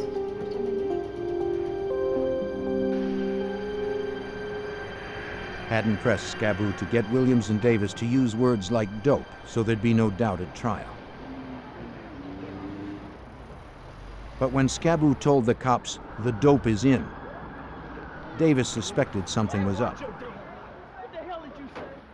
If you're in the police business and somebody starts using words that are that overt and that plain, that immediately makes you suspicious that this person is trying to set you up. Davis shoved Scaboo into the car and told Williams to drive.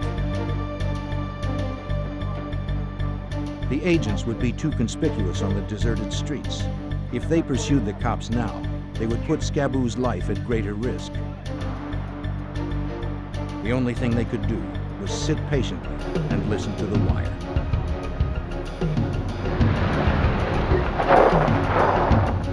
When the car came to a stop, Davis's rage ignited.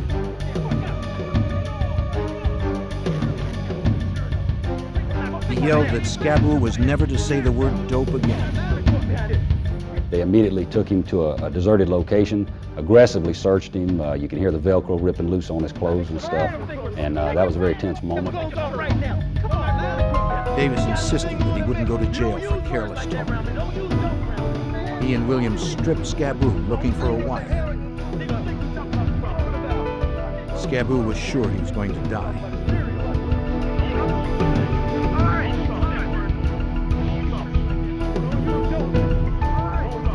Miraculously, they never found it. He's clean. He's clean. I'm not going to jail behind you. their trust was restored. You understand me? Scaboo continued his protection deal with Davis and Williams. For the next job, the cops drove him to a store where a drop-off was to take place.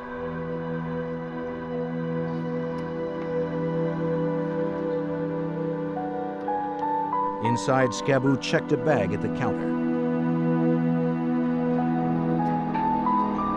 He passed the ticket to an agent posing as a buyer, who then retrieved the bag.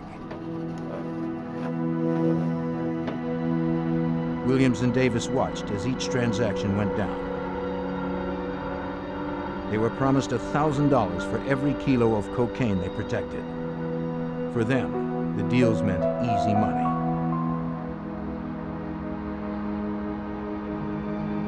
Davis and Williams met Scaboo behind stores and alleyways for the protection payoffs. The FBI recorded every word.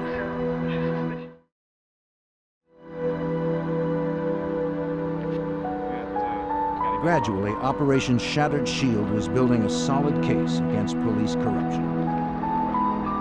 The recordings continued into the spring of 1994. Once agents were sure Davis and Williams were solidly on board, the FBI prepared to expand the investigation. With still more cocaine to guard, Williams and Davis would need to recruit more dirty cops. Federal agents hoped to snare every one of them. But agents knew the officers may become suspicious of Scaboo's rapidly growing drug business. They needed to bring in a big-time dealer, someone whose status as a kingpin would explain the larger shipments. You like some? Sure. Okay.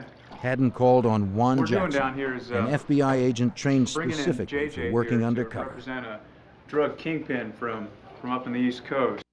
At that time, I was in New York City, and I'd been contacted to come down to just be interviewed and go over the actual case. A lot of times they'll be looking for a certain person, height, weight, color, or whatever, to infiltrate or get into a certain group. Known as JJ, the agent would act as Scaboo's cocaine supplier, proposing to use New Orleans as a hub to store and distribute his product nationwide. I was a high-level drug dealer.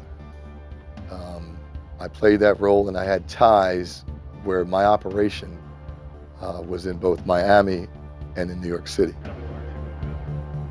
With the arrival of JJ, Shattered Shield was about to grow from a minor drug business to a booming enterprise.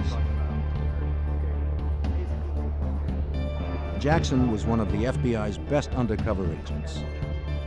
He was smart and experienced. But his life would be in the hands of the informant, Scaboo, who had no training. Jackson needed to build complete trust with Scaboo, or they'd both be dead. The informant, because he lives that world, is probably for me anyway, the most important, because he himself has been there. He's been around these people. If he's not believable, it's not going to work. And I think that was the big thing for me down there, was to make sure that we were going to be believable. Jackson and Scaboo rehearsed their roles again and again, preparing for the real test with Davis and Williams. Jackson, federal agent from the north, and Scaboo, a southerner who had dealt drugs all his life, had to forge a common history. Their story would be that they had met in the Army. After their stint was up, they had kept in touch. They hashed and rehashed details of their friendship, habits, fake memories that they'd have to know cold, and when to say them. They were dealing with criminals who could run thorough background checks and who were free to use deadly force. We knew that whatever we had to keep it simple, but we had to make sure that we remembered certain things. The biggest thing I thought that helped us was my initials, my nickname. So no matter how many times they would ask him, what's his name? He believably said, because he only knew, JJ. In April, the FBI was ready to introduce JJ into the operation. He arrived at a hotel carrying what was supposed to be a drug payment of $100,000. For the first time, Williams and Davis caught a glimpse of the big-time dealer. Their perceptions would be critical. The first encounter was in the Sheraton Hotel. They were going to stand at a distance and just observe. It was another test to see if they were willing to do what they were going to do. Hey, I don't know how it's going to work. They could arrest me right now and take me off and, I'm down. Because it was supposed to be drug money. So it was a test. Scaboo told the cops about JJ and his plan to use New Orleans as a transport hub for his cocaine business. Davis and Williams carefully studied JJ's every move. Jackson was creating his character before their eyes. It would become his full-time identity, and it would have to hold up under scrutiny. Everything depended on what the cops thought they had seen, and if they believed the cash exchange was genuine.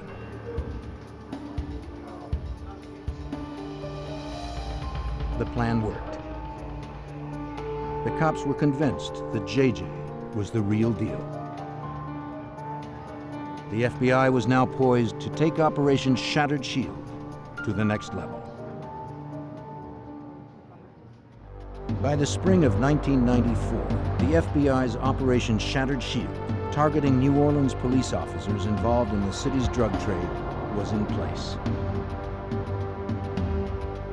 Posing as a drug kingpin named JJ, undercover Special Agent Juan Jackson worked with Scaboo, the drug dealer turned FBI informant.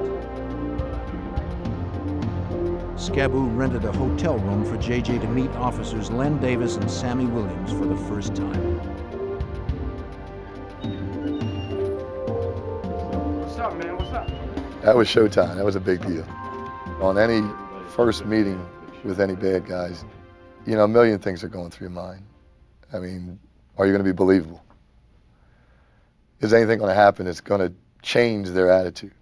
It's either going to work from here or we're all going to go home. Playing the street-savvy drug dealer, JJ insisted that everyone strip to establish trust. For this first meeting, Jackson didn't wear a wire. He didn't need to. The room had been thoroughly wired by the FBI for audio and video recording. Then, in a bold gamble, JJ invited them to search the room. Because they were cops, Davis and Williams knew how to find a room wire.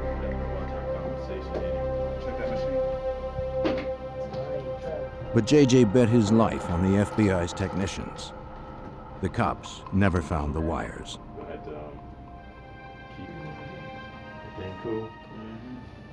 JJ was beginning to build trust with the officers. But officers are trained to sniff out deception. I mean, you got to think that I'm meeting with 2 police officers. Because of the guns, you also always have to remember the threat. You always have to be conscious of the threat and remember exactly where they are and what they're going to do and where the weapons are. With the cops convinced for the moment, JJ began to discuss the proposal approved by case agent Stan Haddon. And he played the role of a big-time drug dealer from New York who was using New Orleans as a transshipment point, simply as a storage point, where he could bring dope in, leave it for a while, have it guarded and protected by the officers, and then thereafter have it shipped out to other points unknown. For their role, JJ promised to pay them $5,000 every day the cops guarded the warehouse. Williams and Davis were enthusiastic about the plan, even offering advice. The cops urged JJ to hire young drivers, give them company uniforms with name tags, and put signs on the sides of the trucks to resemble legitimate companies. For the FBI, the meeting was flawless. The meeting went off without a hitch. They bought JJ's act. They believed him completely, and they also said the magic word, cocaine, which got it clearly established on tape that we were talking about the officers protecting a drug operation. From that May meeting, the plan moved quickly.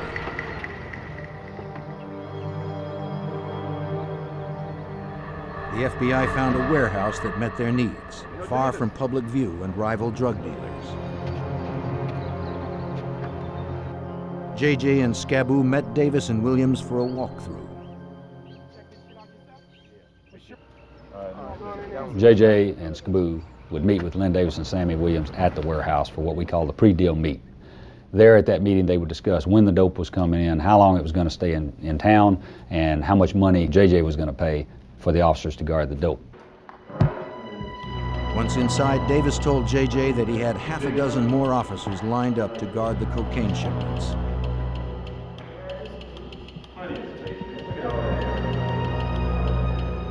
They would work in 10-hour shifts. Uniformed police outside guarding payloads of cocaine inside. Up to $250,000 worth in each load. At that June meeting came the first big payments from JJ. More than $10,000. Everything is going smoothly. But one aspect of the warehouse plan bothered Assistant U.S. Attorney Al Winters. Basically, what we told the agents, unless we had evidence, irrefutable evidence, that these people knew they were guarding cocaine, we couldn't prosecute it. Because the cops stood guard outside the warehouse, they could later claim they didn't know that drugs were inside. I think having some sort of video or photographic Hadn't had to records find a way to prove Davis's recruits saw the drug shipments. Or maybe even see. His team mulled over ways to bring the drugs into plain view We of need the them cops. to implicate themselves. Here, I'll take those. The officers would have to be recorded seeing and discussing the shipment. Shipments were delivered to the warehouse one weekend every month according to schedule.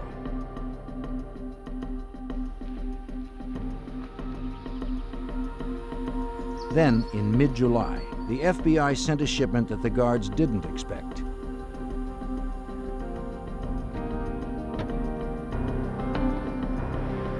With one load already in the warehouse, an FBI agent dressed as a courier brought another shipment.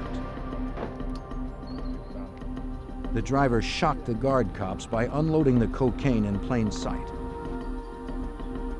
This was too overt for Len Davis's crew. They didn't want to see drugs at all. They didn't want the vehicles outside the warehouse unloading drugs and stuff where the officers could actually see it. Quickly, get down here. The cops called Sammy Williams on a cell phone JJ had given him. Williams called JJ, and JJ and Scaboo raced to the warehouse.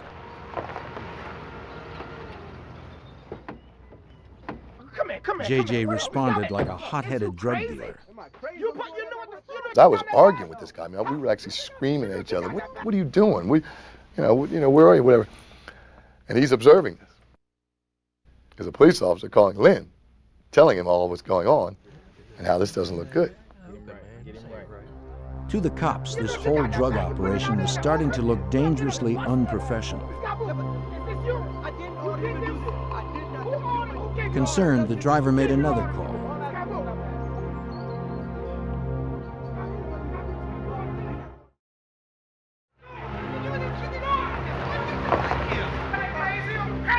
Sammy Williams arrived to straighten out the problem. Okay. See what I got to deal with? Leave it. I got it. See what I got 5 minutes. JJ explained it was the driver's screw. He asked that the cops escort the van to the city limits right away. Despite the risk, the episode worked. It showed that the cops knew what was inside the warehouse. Right, what's going on? Take him to the edge of town, all right? And it was all videotaped. Just let him go. Let him go. But the episode raised doubts for the cops. Either JJ was an amateur, or he was part of a sting. Either way, they'd be watching him more closely now. Shattered Shield wore on into the summer as all of New Orleans baked. About 100 degrees out here. In August, guarding the warehouse proved hard duty. The cops complained of the wear and tear on their engines from running the air conditioning all day in the heat. They wanted a vehicle that was more comfortable, that could also endure the long hours, perhaps a van. The officers asked Len Davis to provide one, and Davis brought their request to JJ. For the investigation, it was a huge break. The sweaty cops had just handed the FBI a golden opportunity. It was a stroke of luck. One day, Lynn approached me and said that the officers were complaining that they're running their cars in air conditioned And the cars are starting to overheat, you know, they're burning gas, you know, on and on and on.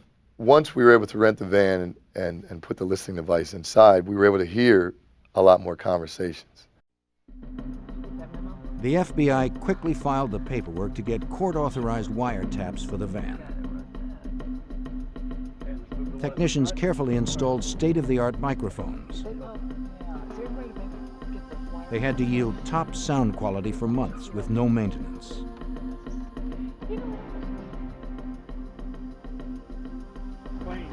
The van was a perfect Trojan horse for getting inside information. I picked this out myself. The shiny new van made the officers suspicious. They wondered if anyone could have tampered with it. It ain't nothing wrong with it. They wanted to know exactly where Davis had gotten the vehicle. I've never seen this vehicle before. Because JJ had so completely won Davis's trust, Davis told the cops that he himself had rented the van. Is it all right for you? He vouched for it. It's okay. That calmed their fears. I picked it out myself. What do you think? Len Davis didn't want anyone upsetting his flow of payments. I picked it The out FBI would soon learn just how ruthlessly Davis guarded his interests. After 3 months of Shattered Shield, more and more New Orleans cops came under the FBI's investigation. Len Davis and undercover agent JJ met often to discuss drug shipments and payoffs for police protection. Davis made frequent threats. They'll tell you, we run this city. We do whatever we want to do. They let me know that very many times. If they feel like they want to shut it down, they'll shut it down. But Davis liked the money. JJ knew that as long as the money flowed, he would never shut the operation down. Davis called the shots for the other officers. He recruited and set the schedules using his cell phone. But he complained about his bill. So JJ offered Davis a new cell phone, free of charge. By tomorrow, get your phone. By tomorrow, you'll be It was one more way the FBI could record the cops' knowing involvement in drug trafficking. Eyes on me, man. I won't even know. The wires the FBI had planted in the warehouse van were paying off.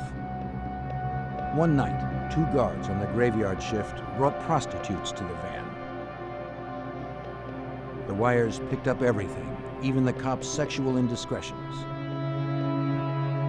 When Jenkins heard this, she immediately phoned JJ. The situation was a chance to catch the cops off balance. JJ called Davis to complain and to see what they'd get on tape. He told Davis he had checked out the warehouse and found that the cops weren't protecting it. JJ wasn't paying cops to have sex. He ordered Davis to straighten things out. Davis arrived in a fury. His henchmen were threatening to ruin his whole operation. Lynn was upset. Lynn was a businessman through and through. Lynn wanted it to work exactly one way. And he was really upset that I was upset. And he got up. He got up. He came out there and just kicked everybody out. JJ's call brought Davis down on him hard that night. But the episode triggered deep suspicions among the dirty cops. They now felt sure that JJ was the problem and believed they could run the operation better themselves. They discussed ways to kill JJ. Their plans alarmed Agent Karen Jenkins. When I heard those conversations where they were threatening to do harm to our undercover agent, it sent a chill down my spine. It scared me. Before I came to New Orleans, I had worked with JJ in another office, so I knew him personally, and I was very concerned. Despite the threats to his life, JJ was resolute, keeping the cops engaged with plans to further expand the operation. He promised Davis that the largest shipment would arrive before Christmas. After that, he would move the deliveries to another part of the city. So that's what the phone I'm talking about. You with that? All the time, JJ had to draw out more evidence on tape without making Davis suspicious. He was very careful. He watched everything. He paid attention to everything I said. There were conversations where we'd talk, and I'd use the word cocaine. He would count the times I used it. And he would tell me, Jay, you said cocaine 5 times. Jay, you said kilos 5 times. So I had to be careful. At the same time, Haddon and his team had to defuse another plot they overheard. The cops were threatening to kill the couriers and steal the cocaine. The agents scrambled delivery times and mapped new routes to and from the warehouse to keep the cops off balance. With so many dirty cops, the FBI couldn't make a clean sweep from the outside alone. Agents would need someone powerful in the police force to be a strong ally. Despite the danger of leaks, they decided to seek help from within the New Orleans Police Department.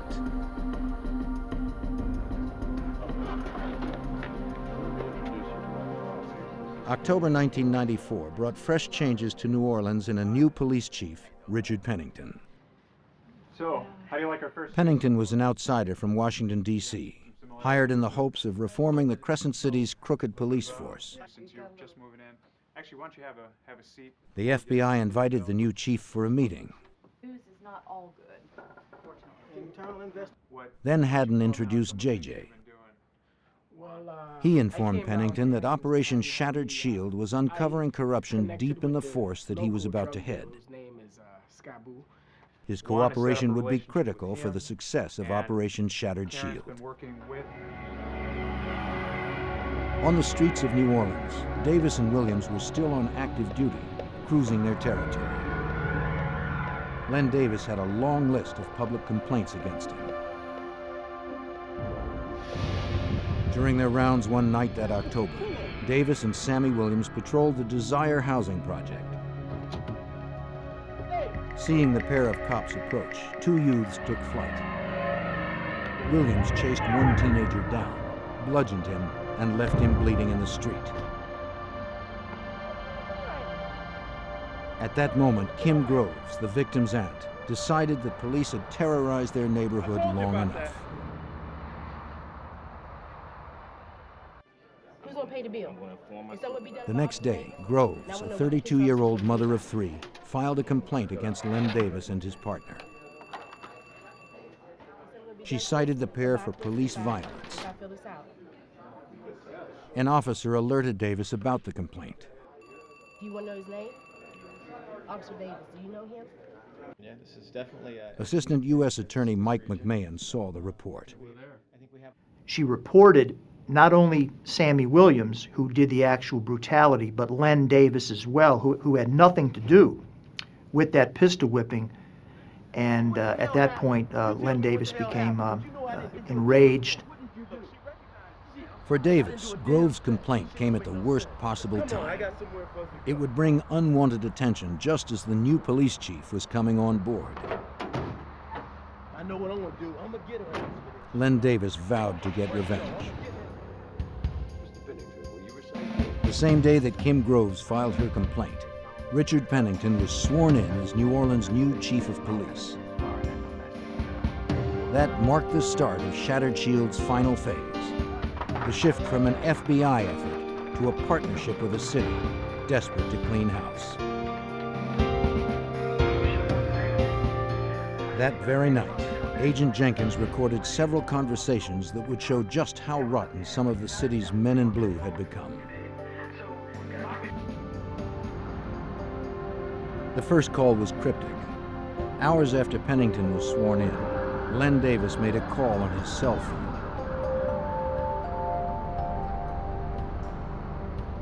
He gave an order to an unknown man. I need you to do a 30 for me. The FBI taped the conversation, but because Davis spoke in modified police code, agents didn't know what it meant.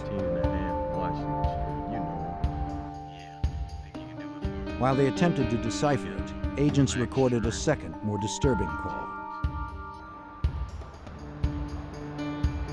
This time, the unknown man called Davis. As they spoke, a police dispatcher announced a murder in the Desire housing project. The victim's name, Kim Groves. When Davis heard the news, he cried, "Rockabye." It was the triumphant cry of a killer. When he later heard it, the call shocked Assistant U.S. Attorney Mike McMahon. As soon as he confirmed the name of Kim Groves, Davis shut off the radio, and then on the wiretap conversation over the cell phone just exulted in a primal scream of delight that indeed Kim Groves was dead. When agents reviewed the tapes and checked the phone records, they discovered that the man who spoke to Davis was Paul Hardy. Davis had asked Hardy for a 30, a police code normally used to report a homicide. But that night, Davis used it as an order for the murder of Kim Groves. Canvassing the projects, agents quickly learned that Hardy was a known drug dealer who led a small gang of thugs. With the help of 2 accomplices, Hardy acted quickly, coldly, and for just $300.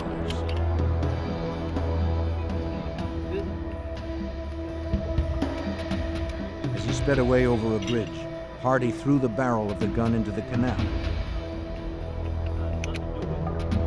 and handed the body of the gun to an accomplice for safekeeping.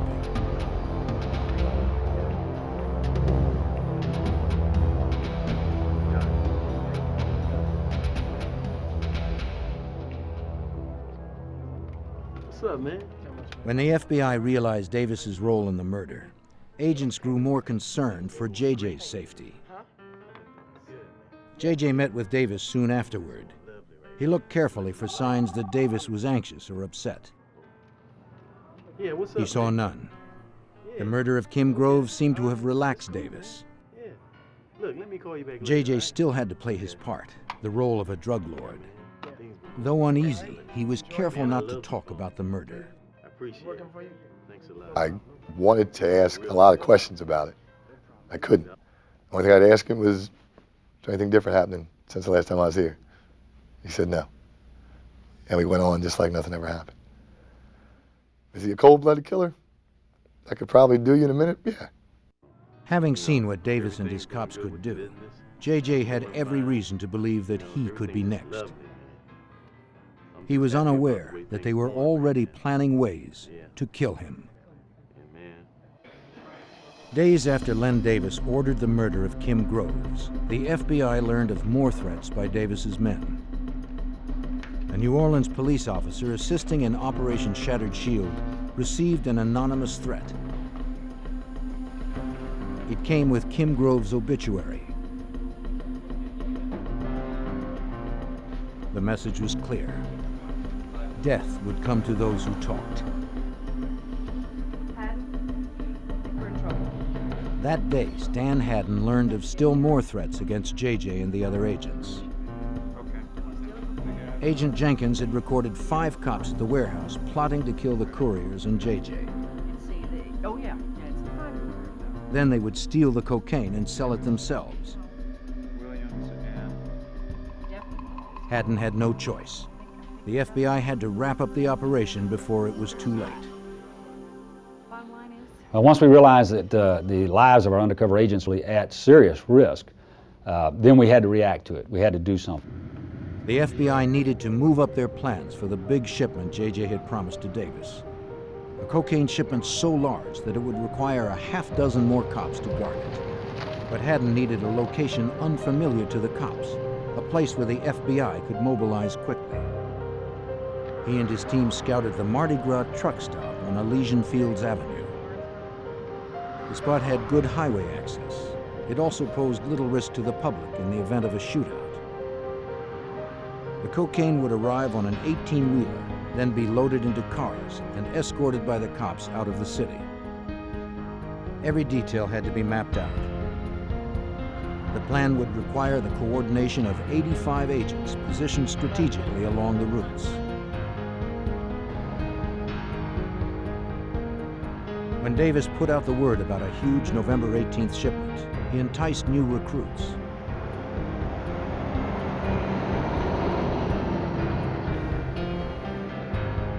As a load of cocaine worth $250,000 arrived, Davis, Williams, and their crew stood ready as protection. Agents posing as drivers moved the shipment. From the command center, Haddon and Jenkins kept watch of the whole operation. There were hundreds of ways the truck stop scenario could go wrong. With the undercover agents' lives on the line, there was no margin for error. The cocaine was divided in 2 loads. Williams escorted one. Davis followed the other.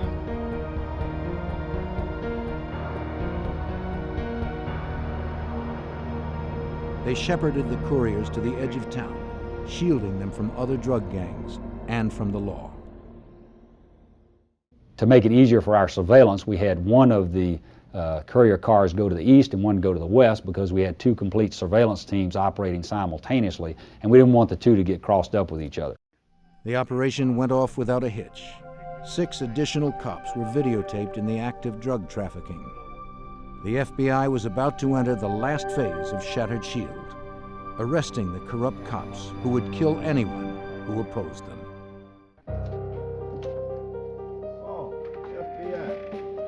After the big truck stop operation, FBI agents moved quickly on the murder of Kim Groves. They searched the house of the hitman Paul Hardy. There, agents found an unauthorized copy of a guide to police codes, the same codes that Davis used when he ordered Groves' murder.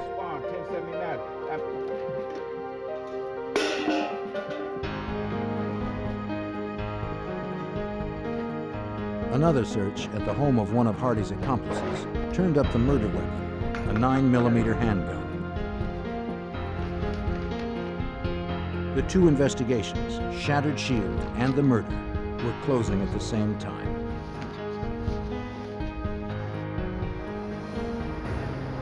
For the ringleaders, the FBI took no chances.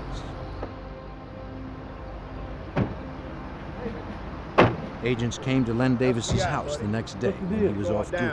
Look, I ain't done that. What are you talking about? On top of your head. Look, I'm a police officer, man. Put your hands on top of your head. The thug with a badge was arrested on federal drug charges and for the murder of Kim Groves. For Davis's partner, Sammy Williams, agents would use a different approach. Haddon wanted to flip Williams to the prosecution side. At that point? It worked. And they decided, okay, let's throw another curveball and then let's bring Juan in.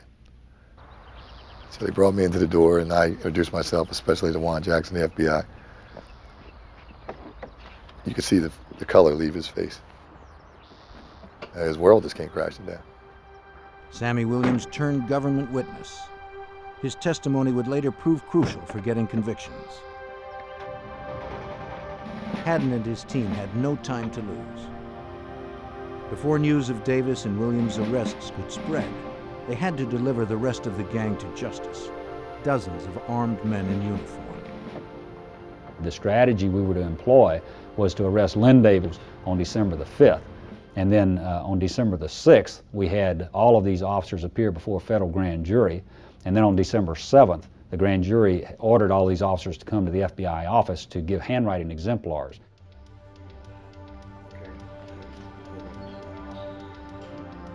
Len Davis's recruits arrived at the FBI's office to give handwriting samples for analysis together with 60 fellow officers.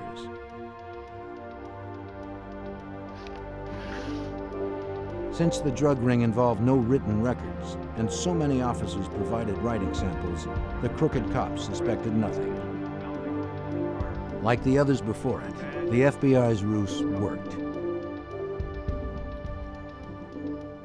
One by one, more than a dozen dirty cops of New Orleans were arrested. That was a safe way to do it because obviously all of these officers were armed and they were facing very serious charges, and that was a way to do it to avoid any potential for any bloodshed or any unwanted resistance by the officers. In court, the FBI's recordings built a solid case against the officers. The videos and audio tapes spoke louder than the code words and erased all doubts that jurors might have had. Agent Karen Jenkins knew the evidence was strong. The jury was able to hear for themselves what the officers said. They were able to see for themselves what they were doing because of the videos that we had. That wasn't me. It could have been anybody. As prosecutor Al Winters had predicted early in the investigation, Davis tried to talk his way out of it. All police officers know what that is. It's a homicide. Even after all the safeguards we took, Davis's defense at the trial was that he was conducting his own undercover operation, that it was not really done according to the book, but, you know, he was a poor cop and didn't have a lot of training, but he was trying to conduct his own undercover operation. Davis never admitted any wrongdoing. He didn't need to. The audio and videotape spoke for themselves. Faced with the prospect of convicting those sworn to protect them, the citizens of the jury listened intently. The tapes were chilling, and as those tapes were played, the courtroom was as silent as a cathedral. Has the jury reached a verdict? Yes, Your Honor, we have. Will the defendant please stand? The jury deliberated just 15 minutes. We, the jury, find the defendant guilty of murder in the first degree and hereby sentence the defendant. Len Davis was sentenced to death for his role in Kim Grove's murder, which was later commuted to life.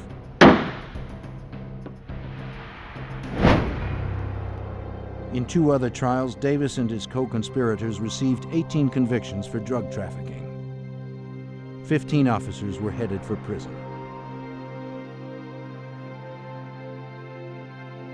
Because he cooperated with prosecutors, Sammy Williams was sentenced to just 5 years.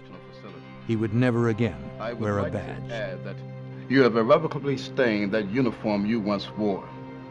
But I must reluctantly recognize that other crimes can only be solved with cooperation of people like you. Court dismissed. For the Big Easy, Haddon's case brought a long, hard look in the mirror.